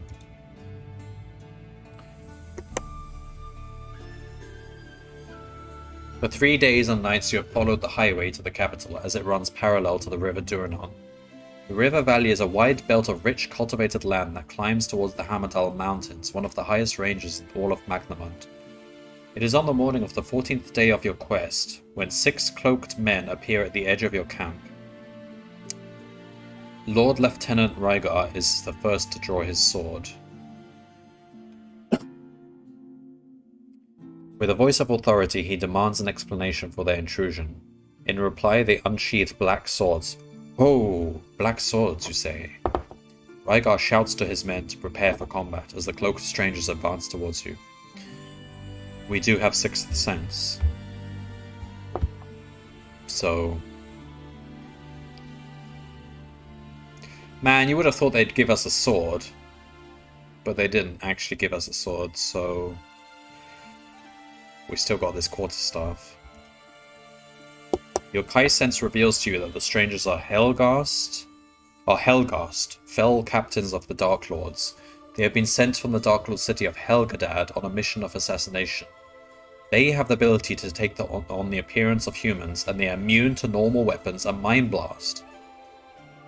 You turn to shout a warning to Rygar as you run for the safety of the forest. So if we had fought them, well, we would have been at a bit of a disadvantage because our weapons would not have countered, which means -4 combat, I think. We can check that. Alright, so we go to the forest. The forest drops away steeply at the edge of your campsite, and in your haste you trip and fall headlong through the trees. Alright. 3. Wow, I wonder what 9 was. Because it's 0 to 8, we do this. 9, you do that. You come to rest face downwards in a tangle of thick bracken. I wonder what 9 was. Like you crack your head and die. The ringing of steel and the horrible cries of the Helghast echo through the trees around you. You are stunned and cannot move until a hand grabs your arm and pulls you upright. It is Rygar. His face is bloodied and his armor is battered and charred. We must flee these demons, Lone Wolf.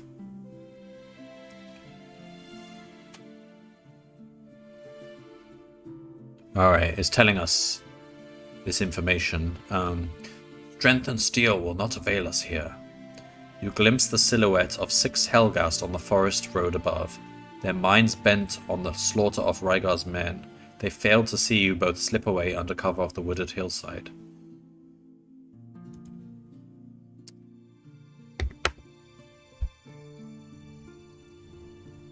Alright, for 6 hours you run without rest. The Helghast are on the... 6 hours?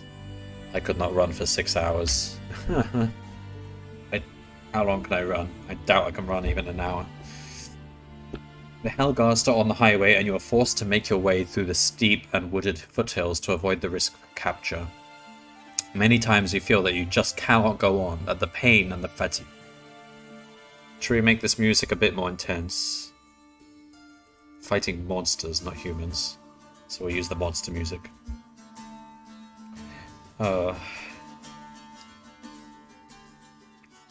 Those didn't last long. What were you referring to? What did I say earlier? The soldiers, yeah, well. Obviously there was going to be some excuse to make us alone again.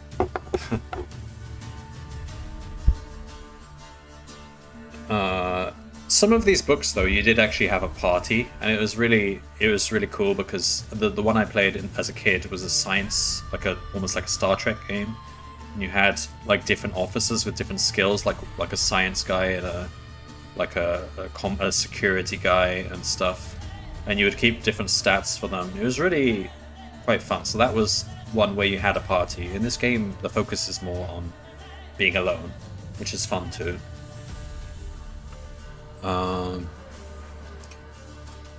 Each time you falter, you are spurred on by Rygar. You marvel at his endurance, for he is not a young man, and he is clothed in the heavy armor of a Somlending knight. By nightfall, you have reached the entrance to Tarnalin, the western tunnel through the Hammerdale Mountains. The 3 tunnels of Durinur were excavated during the Age of the Black Moon, and each tunnel is only over 40 miles long, and passes through the huge circle of the Hammerdale Range to the capital. The tunnels provide the only access to the city. Rygar sits beside you and takes some bread and meat from his pack. Eat this, Lone Wolf.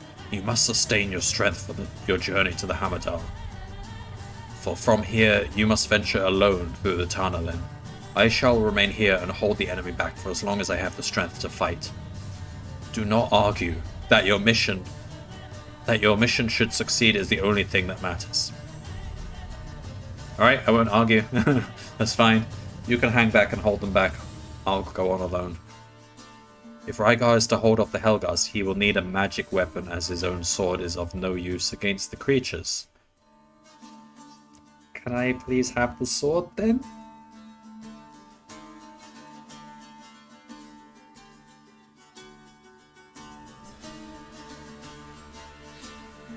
See the erratum for this section for details of the gameplay changes made to this section. Should we have a look at that?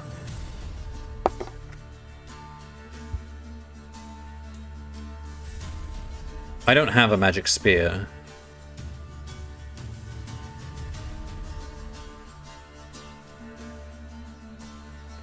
Hang on. Let's have a look at the erratum.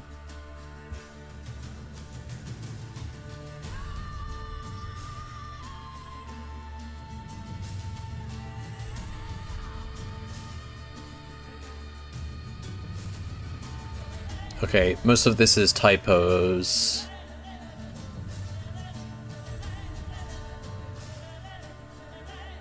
Yeah, this is mostly typos, but there's... Okay, where are we... Let's scroll down a bit. Move the paragraph about keeping the magic spear before the choices. Okay, I don't think we encountered the magic spear.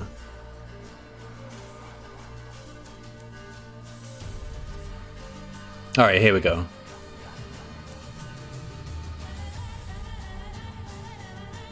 The original edition of the book reads, if you wish to... blah blah blah...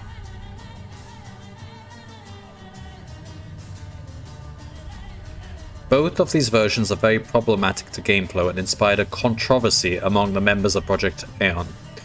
The version that you see in our text is a mixed scenario intended to most closely match the author's surmised original intention, even though it does not appear in either previously published version.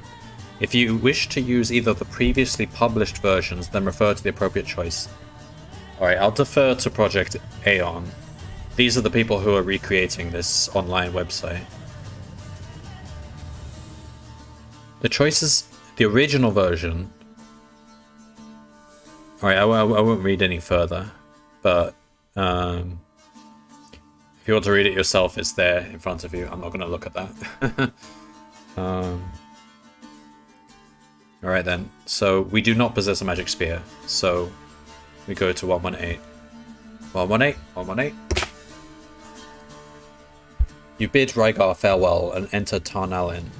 Over 100 feet in height and width, the tunnel runs to the capital on the far side of the Hamidol range,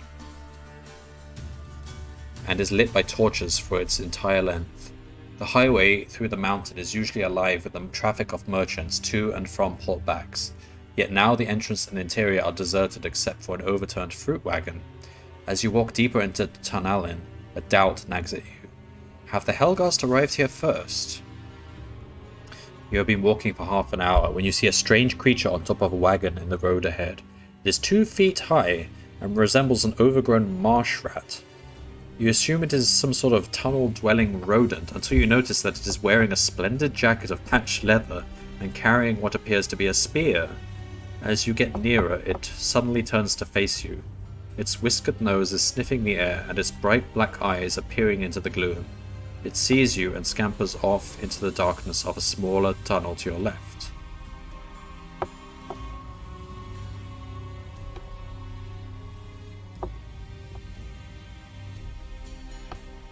Well, we don't have animal kinship. Do we want to follow this weird mouse wearing armor? I think he's leading us to the rest of his people, and they're all going to ambush us.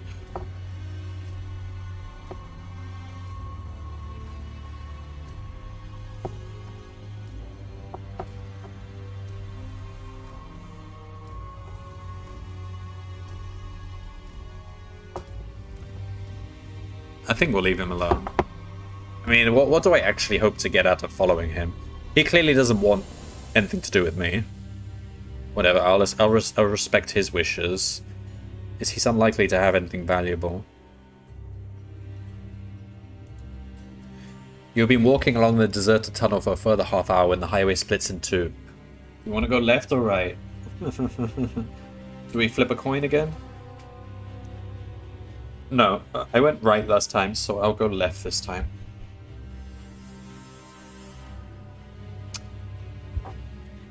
Ahead, you can see a passenger wagon similar in design to those that use the coast roads of Ragaddon. The horses have been cut free, and it appears to be deserted. You notice the bodies of 3 soldiers lying beneath it. Their uniforms are heavily bloodstained. If you have 6th sense, indeed we do. Your sense warns you that the wagon contains an evil presence.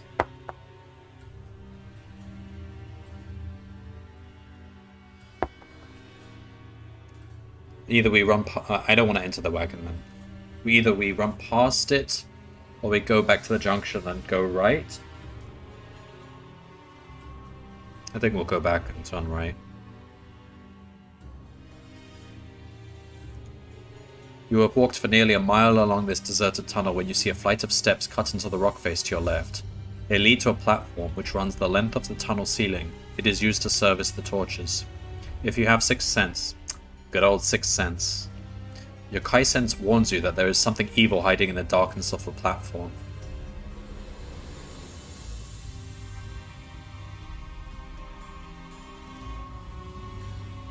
Well, either there's an evil wagon and there's an evil platform. Either we run past the wagon or we run past the platform. Maybe the platform makes more sense because whatever's evil in there would have a harder time getting to you. Does that make sense? So I'll run past this platform. I just need to check something. Yeah, we're fine. Okay. We'll run past the steps and platform. You pass the stone steps and continue along the highway. You have just passed under the platform when you hear a noise above you. You stop and stare upwards, but you can see nothing in the gloom of the tunnel ceiling. Stop and stare. Don't stop and stare. Keep going.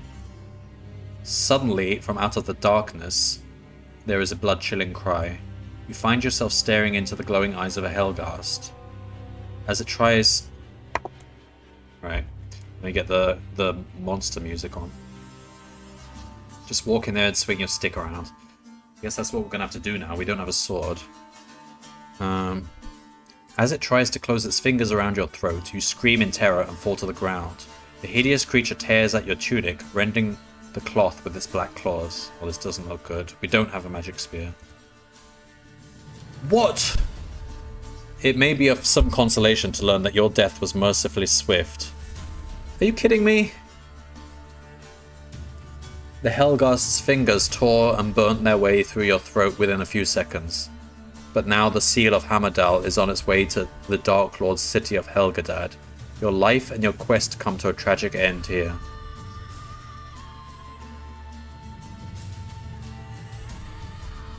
It seems like we needed that magic spear, but where on earth do we even get it?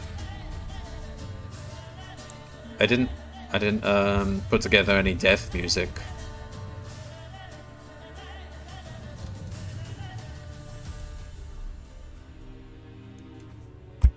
Damn.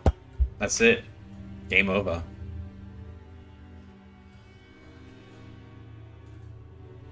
Oh, that's disappointing. But that was so abrupt. There was no way out of that, just to have the magic spear, which I probably would have given to him, because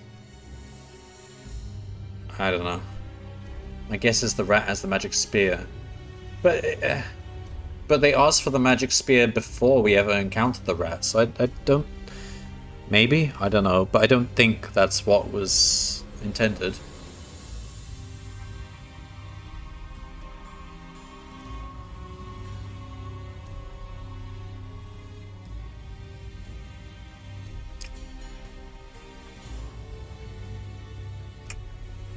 Well, hey, look at the plus side. Now I don't have to go back and calculate that casino thing and work it all out. I'm free of that. Maybe to allude to the fact there's such a thing.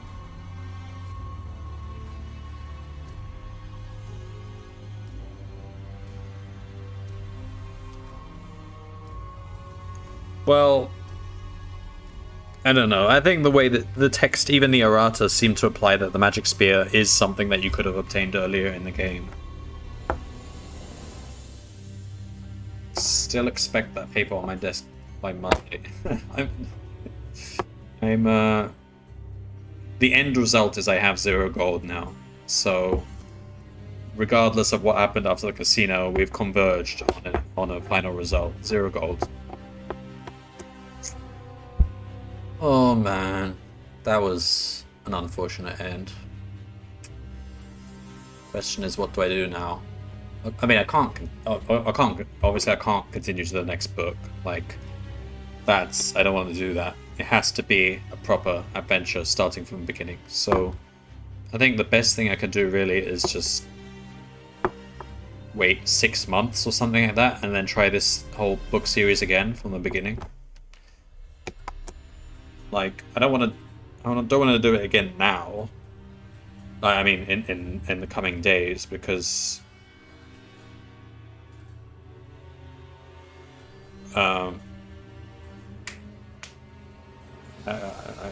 want to leave maybe a few months, maybe not 6 months, maybe like 3 months or something. But I have to leave a time gap for the death to actually matter.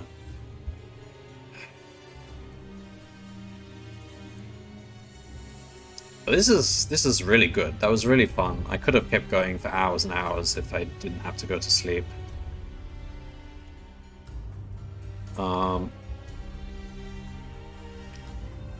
am impressed at how long that one was. Let's see how many pages there are. 350 pages.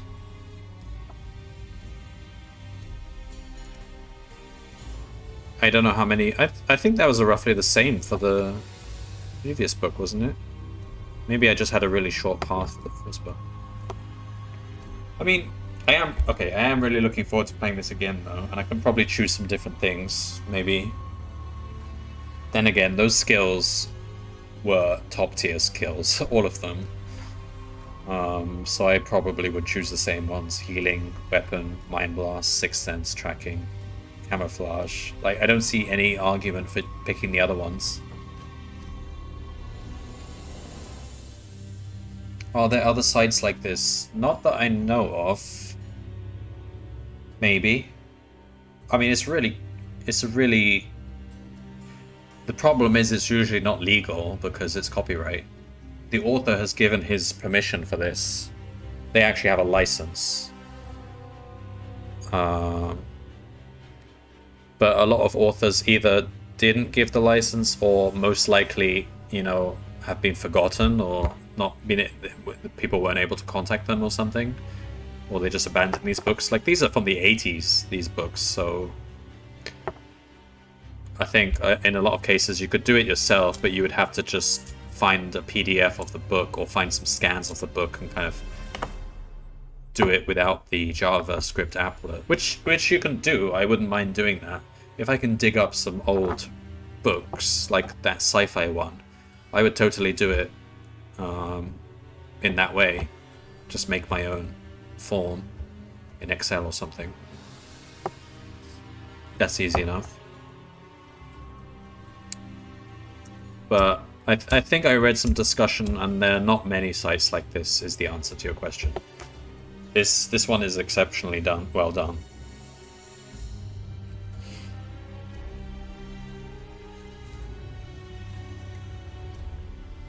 But this is the list of books. So I completed Flights from the Dark, and I got to Fire on the Water. I could have kept going all the way through these. And if I was still alive at that point... Okay, Ian Page has then written the next books. And from what I understand, there are some books which are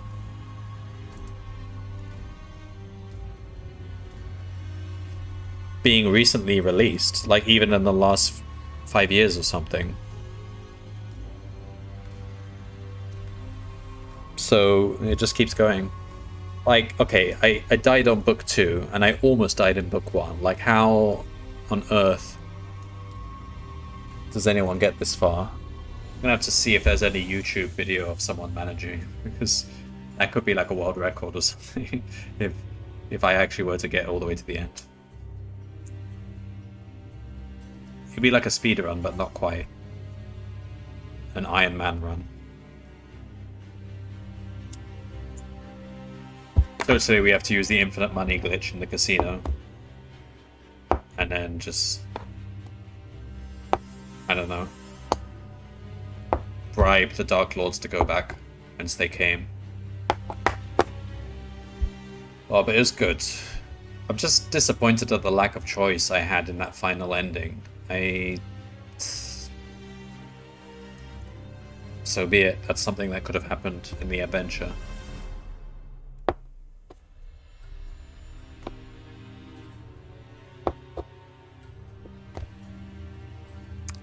Even in the scenes leading up to that, I didn't really have much choice, so it mostly seems to... I could have followed the mouse. That could have led to something. Maybe he had a tunnel or another tunnel or something. There was the wagon, but I have a feeling if I ran past the wagon, the same thing would happen. Maybe, I don't know. But aside from that, there weren't really any other forks in the tunnels, so yeah. Either I should have followed the mouse... I don't have animal kinship, though. And I still don't think I would pick it.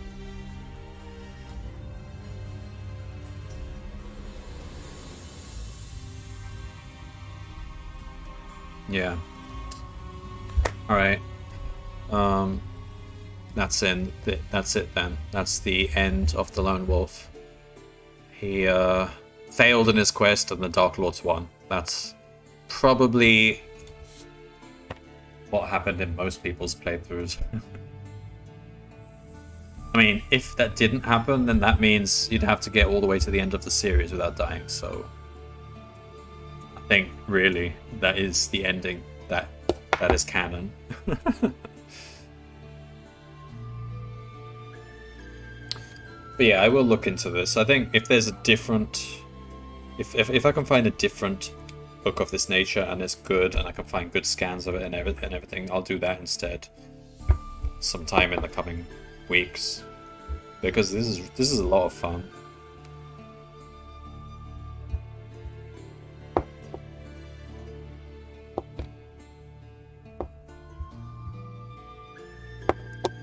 Alright.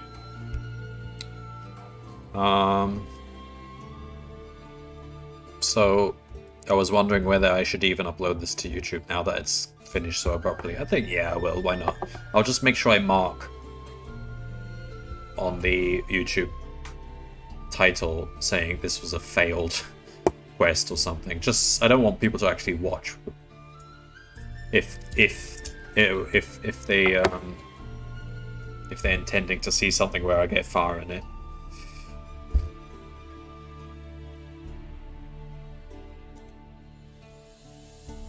Alright. That's it then. Thanks for watching Bad for Beans. And I will not be doing that thing about the casino anymore. That's old. That's ancient history now. So next time I get to the casino, if I ever do, then I'll do it properly for sure.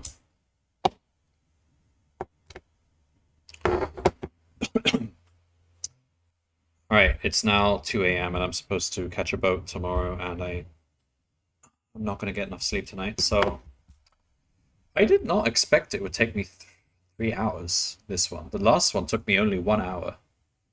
I thought each book would only be like 1 hour, so that's fine by me. The longer the better. This is all entertaining for me, so alright, see you later, Bad for Beans.